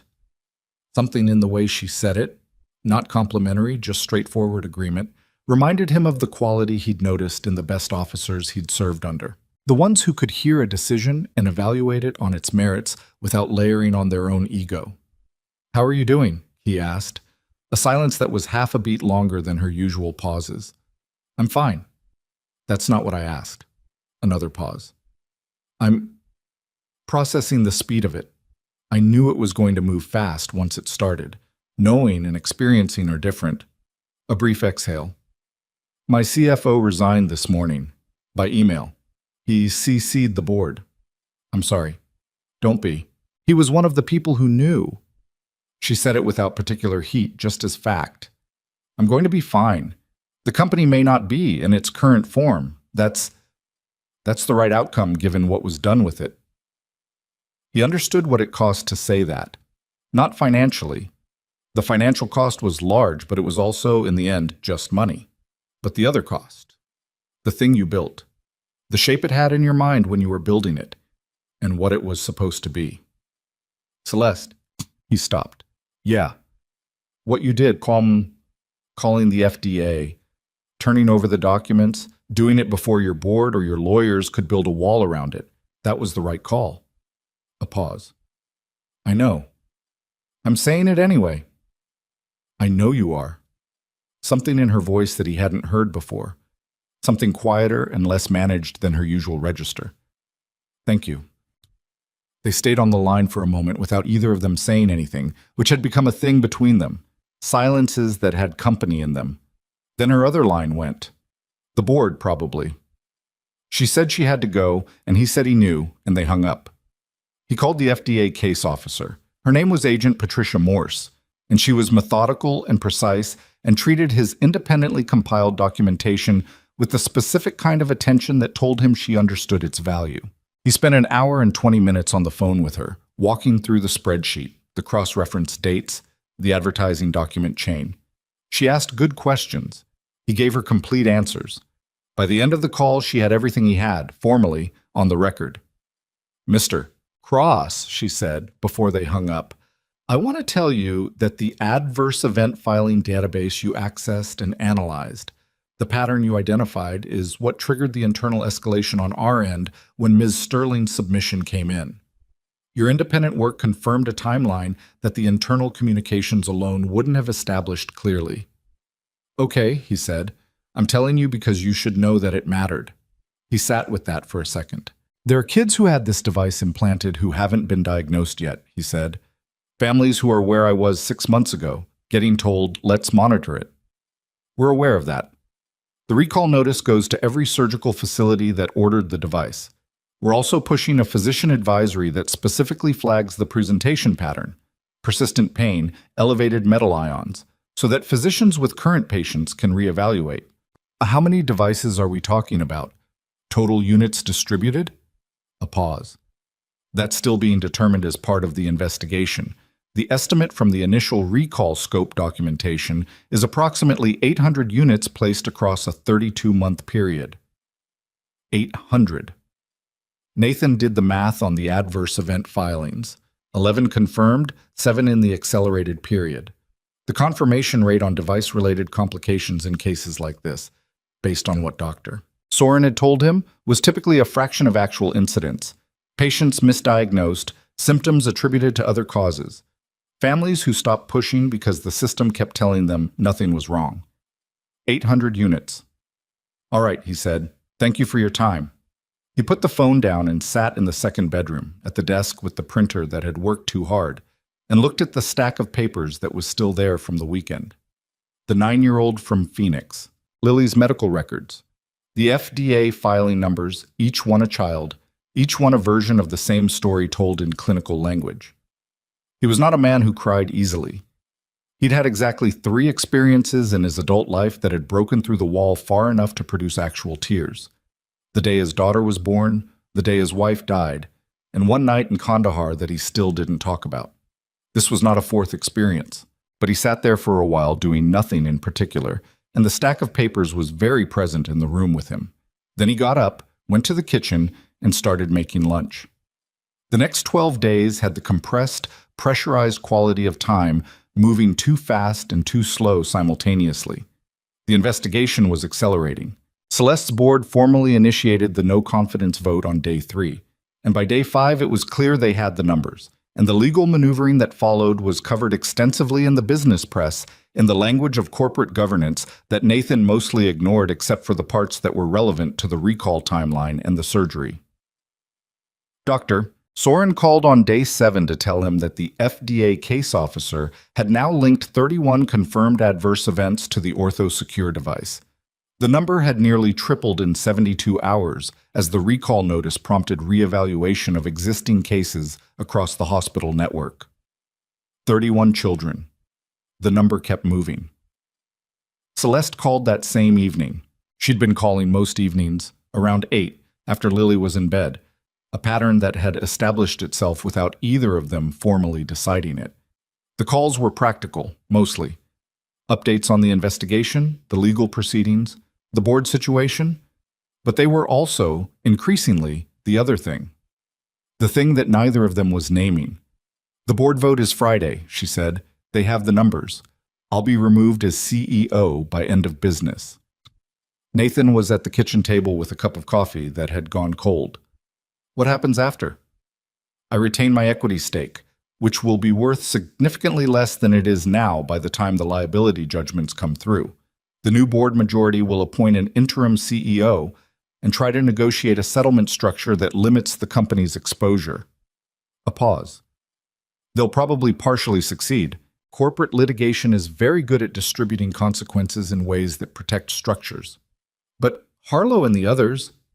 The federal case is separate from the civil litigation. Harlow, Pratt, and Oates are looking at criminal exposure that the company's settlement negotiations can't absorb for them. Her voice was steady. They made their choices.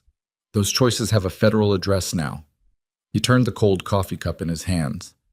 You could have let the board's process play out. 8 to 12 weeks, they said. You could have come out of it with the company intact, your position intact, a settlement structure that controlled the liability. I know. You chose not to. I know that too. A brief pause. I keep thinking about what you said, about the 9-year-old in the Phoenix filing, 14 months. Her voice was quiet. 8 to 12 weeks is a long time when you're measuring it in months of a child's pain. He didn't say anything for a moment. Lily packed her bag tonight, he said, for the hospital. She packed clementine and her colored pencils and a book about deep-sea fish. A pause. She asked me if the doctors would let her keep Clementine in the operating room. What did you tell her? I told her I'd make sure of it. Can you? I'll make sure of it. He said it the way he said things he was going to do regardless of what was technically permitted. She's been carrying that rabbit since she was 2. She's not going into surgery without it. A silence that had warmth in it. No, Celeste said quietly. She's not. He looked at the kitchen, the drawings on the refrigerator, Lily's backpack by the door, the purple raincoat with the dinosaur patch that still didn't fit and wasn't going anywhere, the ordinary geography of a house built around a child. Can I ask you something? He said. You can always ask. It was what she'd said the last time he'd started a question that way, in the coffee shop. He noticed she'd remembered it too, that she'd said it with the same phrasing, deliberate. When you came to Station 7 to find me, he said, the first time, you said you'd been trying to find me since Thursday. Yes. Why? A lot of people would have sent a check through a handler, a gift basket, a letter, something that didn't require this. He gestured at the phone, the space between them, all of it. A long pause. Because when I was in that car, she said, and I was genuinely not sure whether I was going to get out, I thought a specific thing, not about the company or the board or the contracts or any of it. Her voice was careful, measuring the words. I thought about a list of things I hadn't done that I should have. And then you came through the windshield and got me out, and afterward, lying on the wet asphalt, I thought, I have time now. I have time to do the things on the list. A pause. Finding the man who saved me and looking him in the face and saying thank you was the first thing on the list. I didn't want to outsource that. Nathan was quiet. That's a real answer, he said. I don't give other kinds. He believed her. He'd believed most of what she said, which was not his default position with people he'd known for less than 2 months, and he'd been turning that fact over in the back of his mind without quite examining it directly. The board vote is Friday, he said. Lily's surgery is Saturday morning. I know. That's a hard couple of days. Yes. A brief pause. I'll be in Seattle through the weekend. He turned the cold coffee cup again, looked at it, set it down. You don't have to be, he said. For Lily's surgery, you don't owe us. I know I don't owe you. A quiet firmness to it. I want to be available in case there's anything I can do, even if that's just being in the building. He thought about the hospital, the waiting room, the particular quality of time in a waiting room when someone you love is behind a set of doors you can't go through. I'm bad company when I'm waiting, he said. I don't need good company. I just need to be there. He considered it. The Nathan Cross who had come into November, the one who'd spent 3 years building the wall, who'd asked for nothing, who'd told himself that the unit of him and Lily was sufficient and complete and didn't need anything from the outside that he couldn't provide. That version of himself would have said that's not necessary and meant it. Okay, he said instead. Friday arrived with a cold front that turned the November rain into something almost sleet, and the board voted 8-3 to remove Celeste Sterling as CEO of the Meridian Apex parent company at 4:17 in the afternoon. She texted Nathan 2 words at 4:22. It's done. He was in the middle of making dinner, pasta, the shape of it chosen without conscious thought, just reaching for what he knew. And he read the text and wrote back, "You okay?" And she wrote back after a minute, "Working on it." He'd put the pasta on when his phone rang. Not Celeste, a number he didn't know, Chicago area code. He almost let it go. Then something made him answer. "Mr. Cross?" A man's voice, smooth and careful, the particular smoothness of someone used to managing conversations from the opening word. "My name is Gregory Falk. I'm representing Richard Harlow and the Meridian Apex executive team in the federal matter." Nathan stood at the stove with the pasta going. "I know who Harlow is." "Of course. Mr. Cross, I'll be direct with you. My clients are in discussions with the U.S. Attorney's Office about a cooperative framework, and part of that framework involves resolving the civil matters in a way that's beneficial to affected families." A brief pause calibrated for effect. "We understand your daughter is scheduled for surgery tomorrow morning. We'd like to make sure her medical costs and her recovery are fully covered, and that your family is compensated appropriately for what she's experienced. We're prepared to make a very generous offer." Nathan turned the heat down on the pasta. "What's the offer contingent on?" A pause. "We would ask that you and your family enter into a standard confidentiality agreement regarding the specifics of the case and your involvement with—" "No," Nathan said. "Mr. Cross, I haven't given you the— It doesn't matter what the number is." He said it the same way he'd said it to Celeste in the coffee shop the first day. And it was true the same way it had been true then. A confidentiality agreement means I stop talking. It means the 11 other families, or the 31 or whatever the number is now, they don't hear what I know. It means the public record gets quieter. He took the pasta off the heat entirely. "I'm not doing that." "Mr. Cross." The smoothness had acquired a slight additional quality, the faintest edge. "The surgery tomorrow is expensive. The recovery process will be—" "My daughter's surgery is covered," Nathan said. "Good night." He hung up, stood at the stove for a moment, then he called Celeste. She picked up fast. "We just got a call from Harlow's attorney," he said. "So did mine, 2 hours ago." He could hear something in her voice that wasn't quite anger, more like the specific exhaustion of being unsurprised by something you'd hoped not to see. "They're trying to build a settlement structure that includes confidentiality provisions. My attorney told them any settlement that silences affected families is a non-starter from my side. I told them no. I know you did. A pause. How's Lily tonight? He looked toward the hallway. From Lily's room, the small sounds of a 7-year-old doing pre-bedtime things.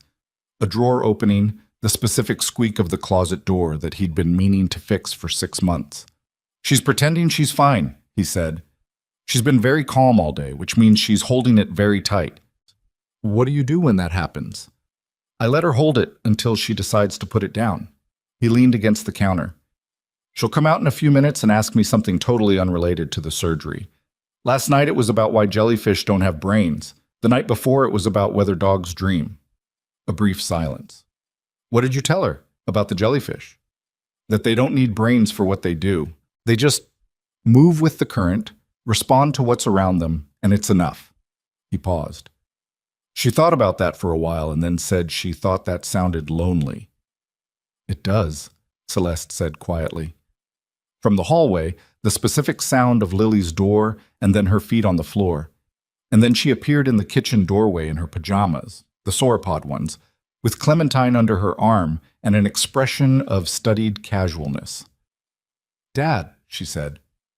Yeah. Do fish sleep? He looked at her. Behind her eyes, underneath the studied casualness, the thing she was holding very tight. He recognized it because he'd been holding the same thing all day in the same way. Some of them, he said. Come here. She came and leaned against him, left side, the careful practiced lean that protected the right shoulder. He put his arm around her. She was warm and smelled like the strawberry shampoo she'd picked herself at the drugstore and was completely, entirely his entire world. Celeste, he said into the phone, I'll see you tomorrow. I'll be there, she said. He hung up and stood there in the kitchen with his daughter leaning against him. And outside the sleet had become actual sleet, tapping against the window in an irregular pattern, and the pasta was cold in the pot. But there was enough, and he'd reheat it, and they'd eat, and then he'd sit with Lily until she fell asleep, the way he did every night now. Not because she asked him to, but because he'd started doing it, and neither of them had moved to stop. Dad, Lily said. Yeah, I'm a little scared. I know, Bug. Is that okay? He pressed his chin to the top of her head. Outside the sleet kept at it, indifferent and steady, the way weather was. Yeah, he said. That's okay. I'm a little scared, too.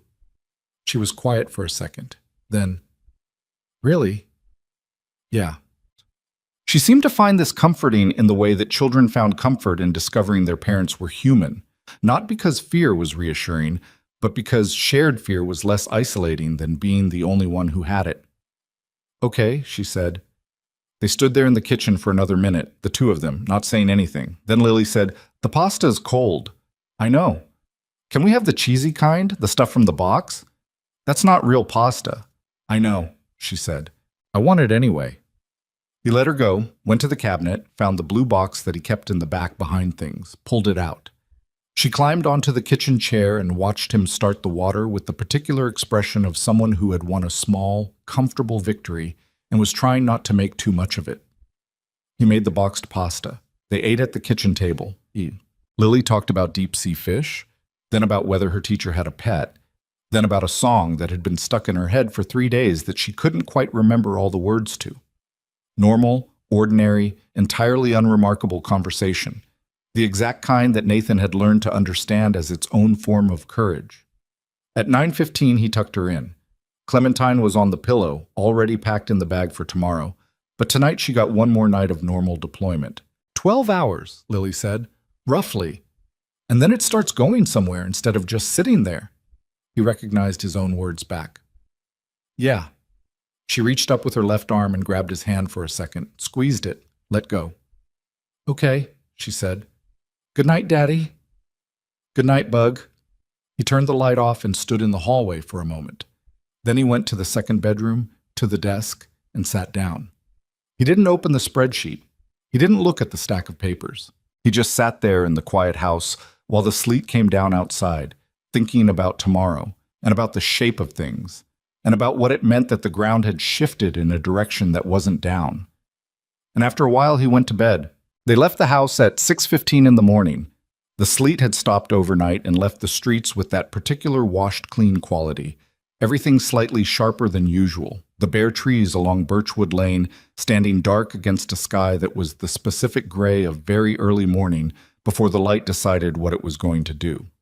Nathan had been up since 4:30. Not insomnia exactly. He'd slept a few hours, the shallow kind that left him functional but not rested. He'd made coffee and sat at the kitchen table in the dark and didn't think about anything specific, which was a skill he'd developed over years of pre-mission waiting.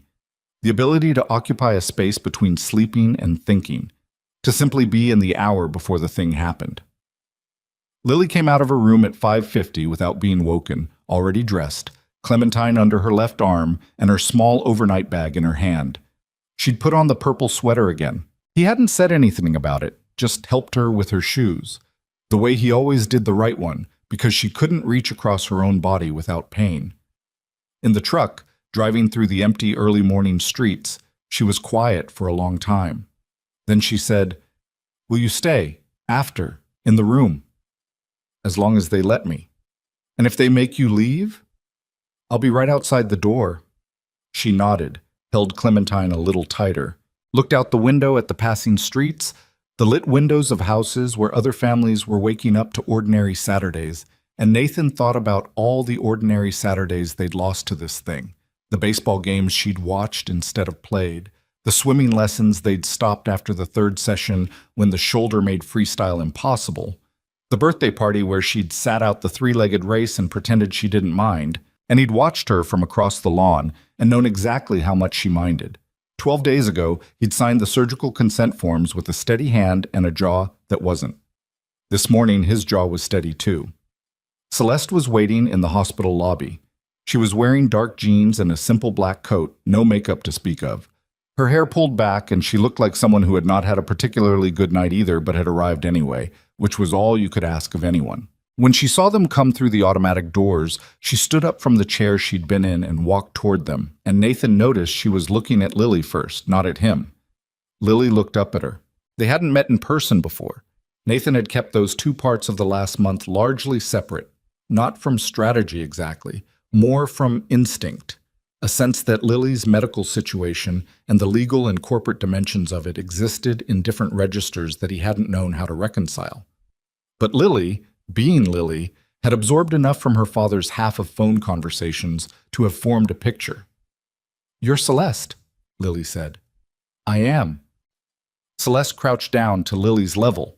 The same instinct Dr. Soren had shown, Nathan noticed, the instinct to make yourself smaller so the kid didn't have to look up. "And you're Lily. Your dad talks about you." "He talks about you too." Lily looked at her with that frank 7-year-old assessment. "He doesn't think I notice, but I do." Celeste glanced up at Nathan for half a second, a flicker of something. He kept his expression neutral. "This is Clementine," Lily said, holding up the rabbit. "She looks reliable," Celeste said seriously. Lily considered this. "She is." She shifted Clementine back under her arm. "Are you going to wait here?" "If that's okay with you." Lily thought about it with the gravity it apparently deserved. "Okay," she said. "You can wait with my dad. He's bad at waiting alone." Nathan opened his mouth, closed it. Celeste stood back up. And when she looked at him, her eyes had the particular quality of someone trying not to smile in circumstances that didn't call for smiling and mostly succeeding. "She's not wrong," Celeste said. "She's never wrong," Nathan said. "It's exhausting." The pre-op process took an hour and 20 minutes. Nathan stayed through all of it. The nursing assessment, the IV placement, which Lily endured with tight-jawed stoicism and a grip on Clementine that was extremely firm, the visit from the anesthesiologist, a gentle woman named Dr. Park, who explained everything at Lily's level without being condescending about it, which Lily rewarded with actual engagement rather than the polite but closed expression she deployed for adults who talked down to her. Dr. Wallace Chen came in at 7:45 in his surgical cap, the same precise and unhurried quality about him that he'd had in the consult, and he crouched down to Lily's level the same way Celeste had, the same way Dr. Soren had, and Nathan thought about how the adults who were good with children all seemed to understand that particular thing, that the level you approached from mattered as much as what you said when you got there. "How are you doing?" Dr. Chen asked her. "I'm okay," Lily said. A pause. "I'm a little scared." That's reasonable, he said. I want to tell you something true, okay? I've done this specific surgery many times, and every single one of those kids has been better afterward. Not perfect right away.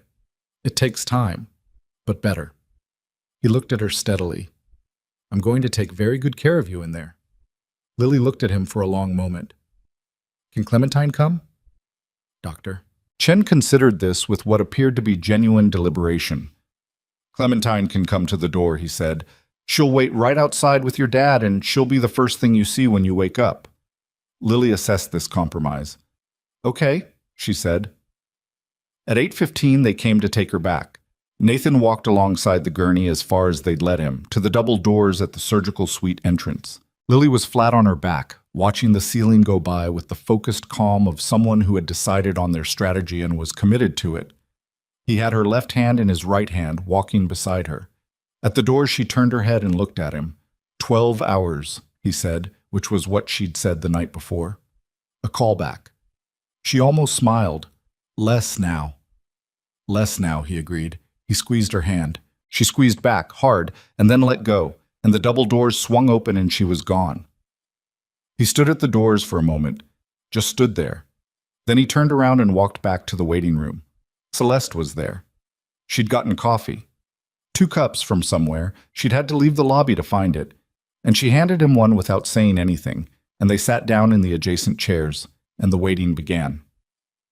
Nathan Cross, who was bad at waiting alone, was not alone.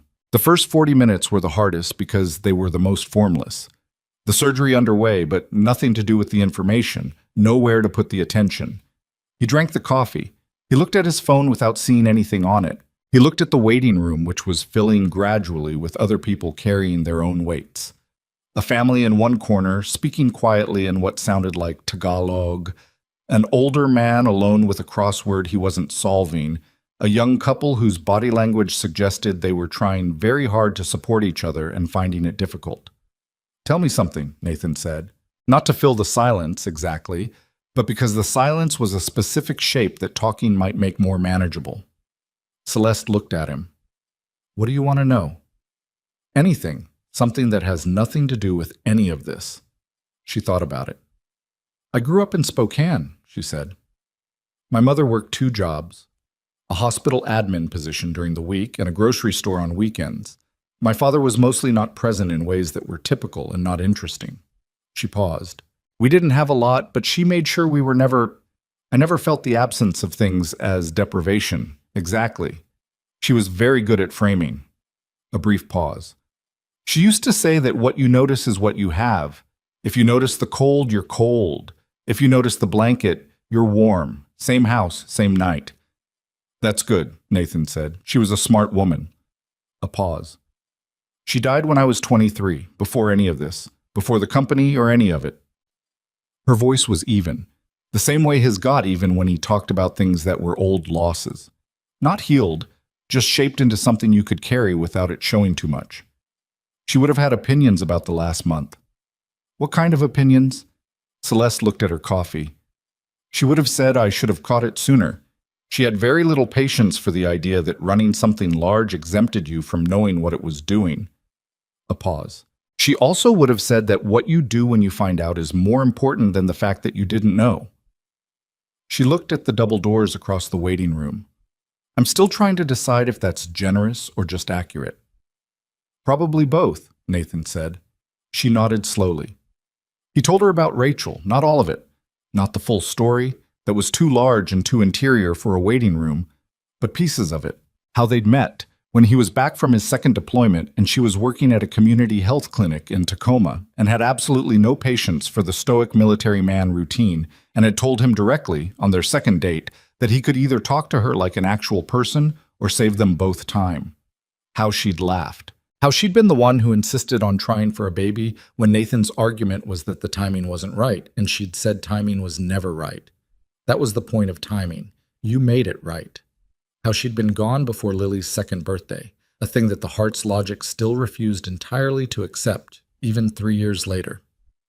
She sounds like someone who took up the right amount of space, Celeste said. Nathan looked at her. Yeah, he said. That's exactly right. She never took up too little and she never took up too much. He paused. Lily has that. She got it directly. She did, Celeste said, and there was a warmth in it that was not performed. They sat. Time moved in the specific elastic way it moved in waiting rooms, simultaneously too slow and too fast, each minute an eternity while the hours somehow accumulated. A nurse came out at 10:15 and told Nathan the surgery was progressing well, which was standard and meant almost nothing, but which he received with a physical relief that was disproportionate and real. At 10:45, Celeste's phone went off. She looked at it and something changed in her face. Not dramatically, but the way a room changed when the air pressure shifted. What? Nathan said. It's my attorney. She looked at him. There's been a development in the federal case. Can I? She gestured toward the door. Go, he said. I'll be here. She went. Through the glass lobby wall, he could see her outside on the sidewalk, phone to her ear, the cold November air making visible the quick, focused pace of her breathing. He watched without watching, the way you watch things peripherally when your main attention was somewhere else entirely. She came back in 12 minutes, sat down. Harlow took a deal, she said. He flipped, agreed to full cooperation with the U.S. attorney in exchange for reduced sentencing consideration. She looked at the double doors. He's turning over everything. Internal communications going back 32 months, distribution records for the falsified marketing materials, the financial records showing the calculations that were made about recall costs versus continued sales. Nathan absorbed this. Pratt and Oates? They'll be indicted on the strength of Harlow's cooperation. Their attorneys have been calling the U.S. Attorney's office since yesterday. A pause. When the top of the structure decides to cooperate, the ones below him don't have much to negotiate with. So it's done, Nathan said. The federal piece. The criminal piece is effectively done. The civil litigation will take longer, probably 2 to 3 years before the affected families see settlements. But the liability is established. The criminal record is there. She looked at her hands. There's no version of this where it gets buried now. He thought about Gregory Falk, Harlow's attorney, calling him the night before Lily's surgery with the smooth voice and the confidentiality agreement. What Harlow had been trying to buy with that call, the father of one of the damaged children going quiet, removing one source of independent documentation from the federal case before it was too late. He called me the night before the surgery, Nathan said, Harlow's attorney, offering a settlement with a gag clause. I know, my attorney told me. Her jaw was set. They were trying to build a firewall before Harlow realized the firewall wasn't going to hold. It didn't hold. No, she said. It didn't. Dr. Chen came out at 12:40. Nathan saw him come through the double doors and was on his feet before he'd consciously decided to stand, the way the body moved on its own when the thing you'd been waiting for finally arrived. Doctor. Chen walked toward him with the deliberate pace of someone who had learned that the pace of approach told families something before the words did, and his face was carrying good news in the specific way of someone who was trying to be professionally measured about it and not entirely succeeding. She's out, he said. Surgery went very well. Nathan put his hand over his mouth for a second. Just a second. Then, the implant? Removed completely. The tissue damage was consistent with what the imaging showed, localized, manageable. We placed the replacement anchor in a good position. Dr. Chen paused. The good news is that at her age, the tissue recovery capacity is significant. The damage from the original device should resolve largely completely with proper physical therapy. I'd expect her to have full function within 4 to 5 months. Full function, both arms, monkey bars, eventually. She's in recovery now, Doctor. Chen continued. She was asking for Clementine before she was fully awake, which I'm told is typical. The professionalism flickered briefly. She's a tough kid, Mr. Cross. Yeah, Nathan said. His voice came out rough at the edges. Yeah, she is. He sat back down. Celeste was looking at him, and he was looking at the double doors.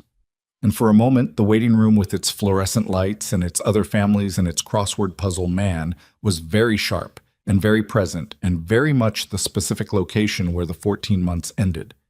He felt Celeste's hand close over his for a moment, brief, firm, not lingering, and then she let go. And he didn't say anything about it, and she didn't either. They let him into recovery 20 minutes later.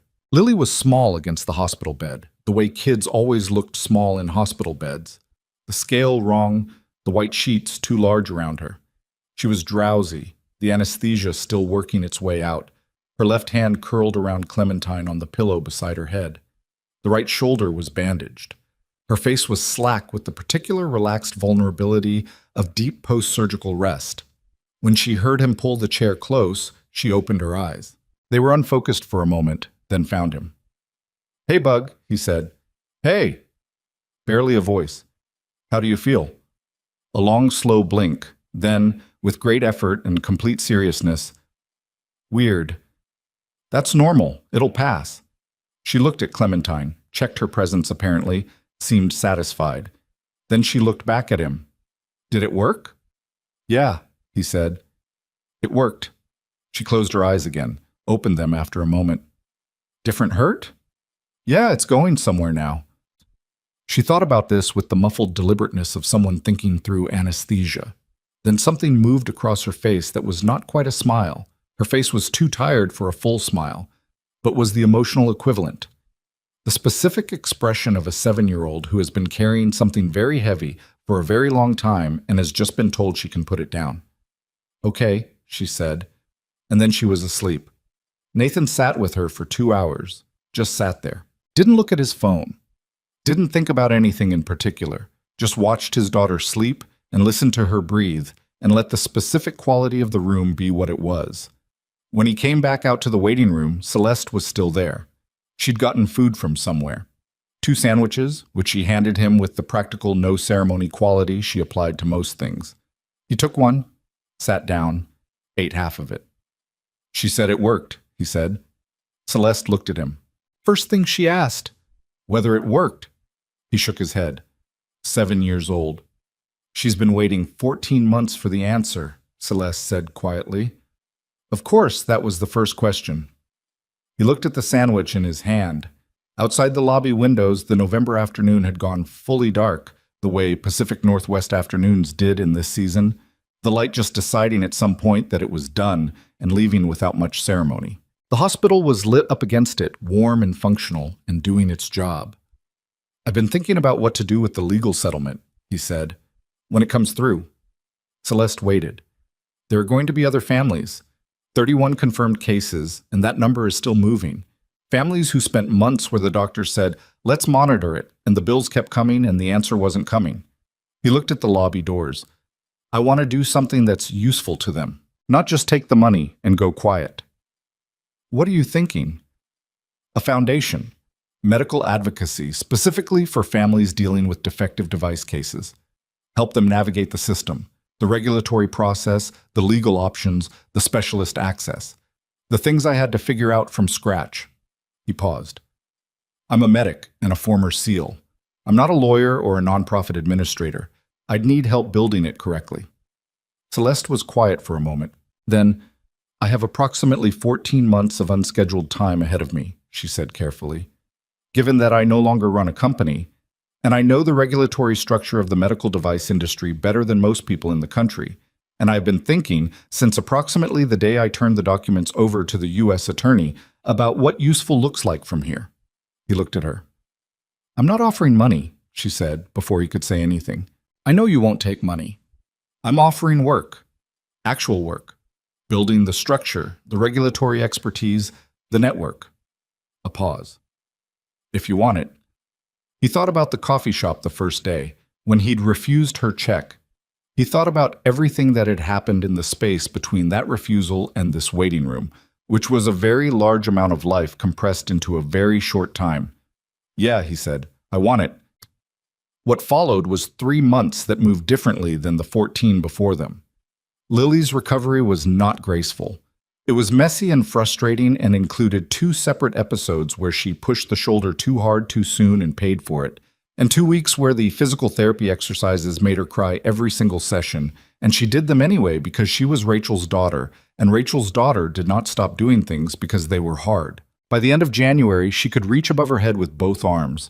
By February, she was climbing the play structure at the park with Nathan spotting her from below, his hands ready and his heart doing something complicated in his chest that was equal parts terror and something else he'd stopped trying to name precisely. The federal case against Harlow, Pratt, and Oates moved with the compressed efficiency of a U.S. attorney's office working a case that had clean documentation and a cooperating witness who'd already told them everything. Harlow pled guilty to 3 federal counts in late December. Pratt followed in January. Sandra Oates, whose attorneys had initially indicated she intended to fight the charges, changed course in February when the full scope of the communications evidence became publicly available through the criminal filings, which included her name on 13 separate emails related to the suppression of safety data. The guilty pleas were covered by the press. Nathan talked to the Seattle Times reporter in January, 3 weeks after Lily's 6-week post-surgical check confirmed the recovery was on track. He sat in the same coffee shop on Pike where he'd met Celeste the first time and talked for 2 hours. The reporter was a woman named Kim Ashworth, who had been covering the Meridian Apex story since the recall went public, and who asked good questions without pushing past the boundaries he set, which he respected. He told her about the 14 months, about the FDA database, about the falsified marketing documents in Lily's surgical file. He told her about Lily asking if the new doctor was going to say the same thing as all the others. The article ran on a Sunday. By Monday morning, he had 400 emails. Most of them were from families. He read everyone. Took 3 days, spread across evenings after Lily was in bed, drinking coffee that went cold and refilling it and reading. Some of them were from families with confirmed OrthoSecure cases, families who'd been in the same fog he'd been in, who'd gotten the same non-answers, who'd been trying to figure out where to go. Some were from families with other devices, other manufacturers, other versions of the same structural problem. The system that was supposed to protect them had made a calculation about cost, and the cost had been absorbed by their children's bodies. He answered as many as he could. Not all at once. He wasn't capable of all at once, and trying to pretend he was would have made the responses useless. He answered them the way he'd learned to do hard things, methodically, one at a time, doing what was directly in front of him. The Lily Cross Foundation was formally incorporated in March, 7 months after the accident on I-5, 5 months after the FDA recall, 3 months after Lily's surgery. The name was Lily's idea. Nathan had suggested something more institutional sounding, and she had looked at him with the expression she deployed for suggestions she found insufficient and said, "It should have my name. That way people know it's for kids." He hadn't argued with that. Celeste built the regulatory framework. She knew the FDA's device safety process from the inside, knew the legal architecture of liability in medical device cases, knew the specific vocabulary and the specific channels that families without industry connections had no way of navigating. She did it with the same compressed, focused energy she'd brought to everything else. Working from a small office she'd set up in Pioneer Square, far from the downtown towers where Meridian Apex had its logo on a building, arriving early and staying late and calling Nathan with questions that were genuinely good questions, not performed collaboration. They argued about the intake process for the first 3 weeks. Nathan wanted it built around medic-style triage, rapid assessment, prioritization by urgency, get the most critical cases to specialist attention first. Celeste thought the triage model undervalued the families who weren't in acute crisis, but were lost in the bureaucratic middle, the ones who had a diagnosis and a clear path, but no advocate to walk them through the regulatory and legal process. "They're not less important because they're not bleeding," she said, on a Tuesday afternoon in the Pioneer Square office, over takeout containers they'd gotten from a place down the street and largely forgotten. "I know they're not less important. I'm talking about operational capacity. We have 4 staff right now. We can't serve everyone simultaneously. We don't need to serve everyone simultaneously. We need to build a system that can route people to the right resource on the right timeline." That's what triage is. Triage is for emergencies. This is case management. He looked at her across the takeout containers. She was wearing a green sweater and had a pen stuck in her hair that she'd put there an hour ago and forgotten about. And she was entirely serious and entirely prepared to be wrong if he showed her a better model, which was the thing about arguing with Celeste Sterling. She didn't fight to win, she fought to get to the right answer, and those were different things. "Both," he said. "We need both. Emergency track for acute cases, case management track for the systemic navigation piece." She looked at him. looked at the whiteboard on the wall where they'd been mapping the process. "Yes," she said. "That's right." He pointed at the pen in her hair. She reached up, found it, looked at it, went back to the whiteboard. They built it both ways. The civil settlements began coming through in April. The litigation was still ongoing in its full scope. These things moved in stages, and the full liability picture would take years to resolve completely. But the initial group of 31 confirmed cases, of which Lily was one, reached a preliminary settlement structure in April that the attorneys on both sides had been working toward since January. The numbers were significant. Nathan's personal attorney, a woman named Joyce Tran, whom Darnell had recommended, and who turned out to be exactly the right person for this, walked him through it in a meeting that felt both surreal and entirely logical. He put a significant portion into the foundation's operating fund, kept enough for the house, for Lily's ongoing physical therapy, for the college account he'd started and stopped twice over the past 3 years as money got tight. The rest went somewhere that Rachel would have agreed with completely and immediately, without discussion. He told Lily about the settlement on a Saturday morning in April, when she was sitting at the kitchen table eating cereal and watching the backyard through the window, where the first actual spring light was doing something to the maple tree that made it look less skeletal than it had all winter. "We're going to be okay," he said. "Financially. For a while." Lily ate a spoonful of cereal. "I know," she said. He looked at her. "You knew." "You've been less worried looking," she said. "Since February." She considered. "Celeste says you're a different kind of worried now. Better kind." He processed this for a moment. "When did Celeste say that?" "When she came for dinner last week." Lily was watching the maple tree. "I asked her if you were okay, and she said yes, you were just a different kind of worried." A pause. "I like her." Nathan looked at his daughter, her right arm moving now with the ease that he hadn't seen in over a year, reaching across for the orange juice without thinking about it, without the habitual flinch and redirect, just reaching, and thought about the particular kinds of accounting that life performed, the things it subtracted and the things it occasionally returned. "Yeah," he said. "Me too." Lily looked at him with those eyes. "I know," she said, in the tone of someone confirming information they've had for a while. "You know too much," Nathan said. "I know the right amount," she said, which was exactly what he'd said to her about the jellyfish, the night before the surgery, reflected back with the precision of a child who stored things and knew when to use them. He had nothing to add to that. He poured more coffee, and she ate her cereal, and the maple tree did something in the April light that was worth watching. The moment he would carry longest came in May, on a Thursday afternoon that was neither particularly important nor particularly marked.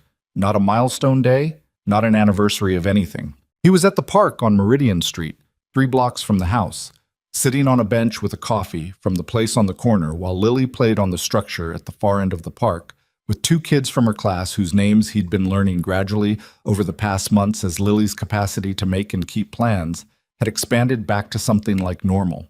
He was watching without watching, the peripheral attention of a parent who has learned to give a child room while remaining available, when he saw it. The monkey bars. Lily had been circling them for 2 weeks. He'd seen it, the way she'd look at them and then look away, the calculation happening behind her eyes. The right shoulder was cleared for most activities now.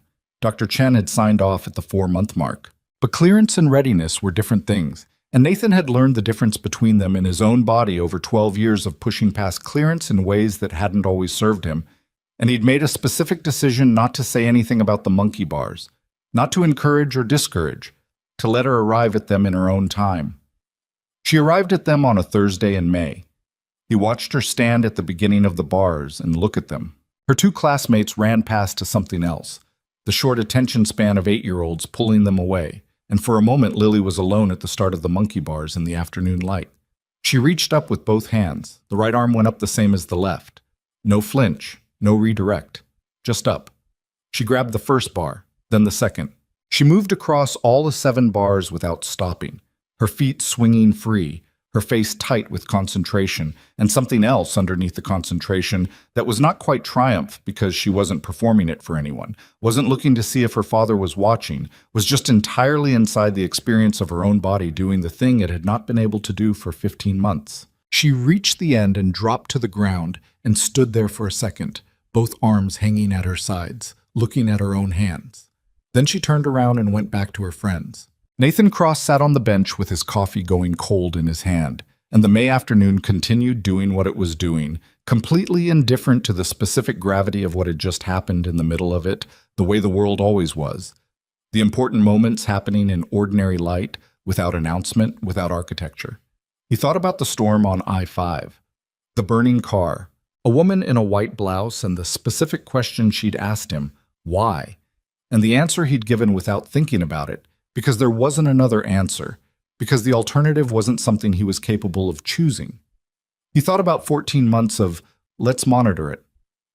About a public database sitting open in plain sight with 11 adverse event reports that no one had been looking at. About the spreadsheet he'd built in the second bedroom in the middle of the night, methodical and angry and trying to find the shape of a thing that had no interest in being shaped. He thought about Celeste in the hospital waiting room, handing him coffee, telling him about her mother and what her mother had said about noticing. About Harlow's attorney on the phone the night before the surgery, the smooth voice and the contingency agreement, and how easy it would have been to say yes, how reasonable it would have looked, from the outside, to take the money and protect your kid and let the rest of it be someone else's problem. He thought about the 400 emails, about Joyce Tran walking him through the settlement numbers, about a foundation with his daughter's name on it that was currently serving 42 families and had 3 times that on a waiting list and was going to need more staff by September.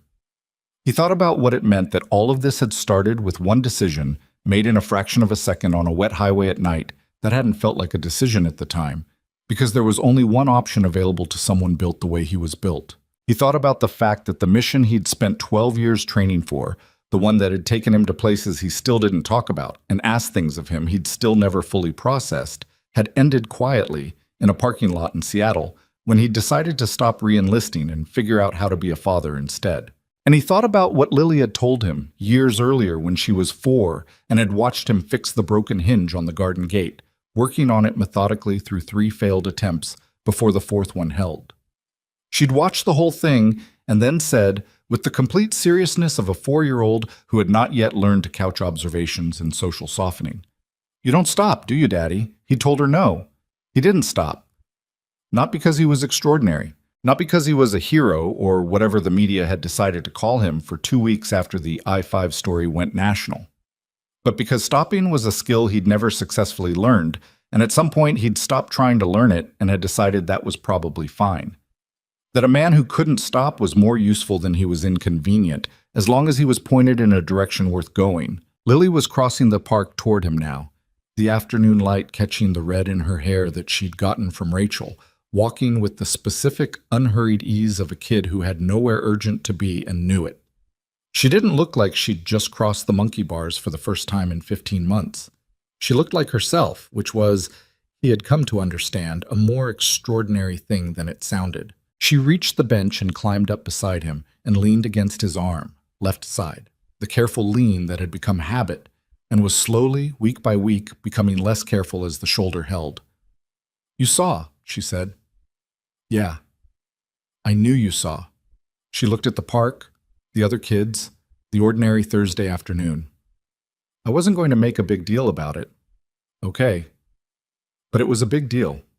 She said it quietly, to the park. Not to him exactly. "To me."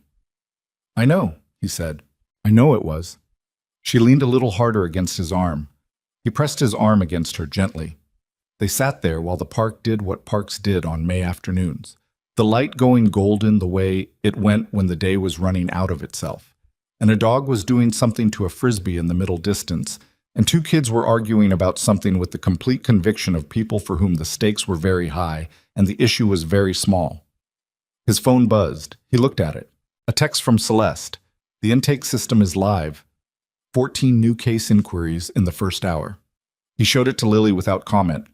She read it, looked at the park. "Is that a lot?" she asked. "Yeah," he said. "That's a lot." "Good," she said, in the tone she used for things that were obviously correct. Then she went back to watching the dog and the frisbee. Nathan put the phone in his pocket, looked at the afternoon, thought about nothing in particular for a little while, which was its own kind of rare thing. To sit in an ordinary moment with nothing urgent pressing against the inside of your chest, nothing that needed solving before morning, no wall that required maintenance.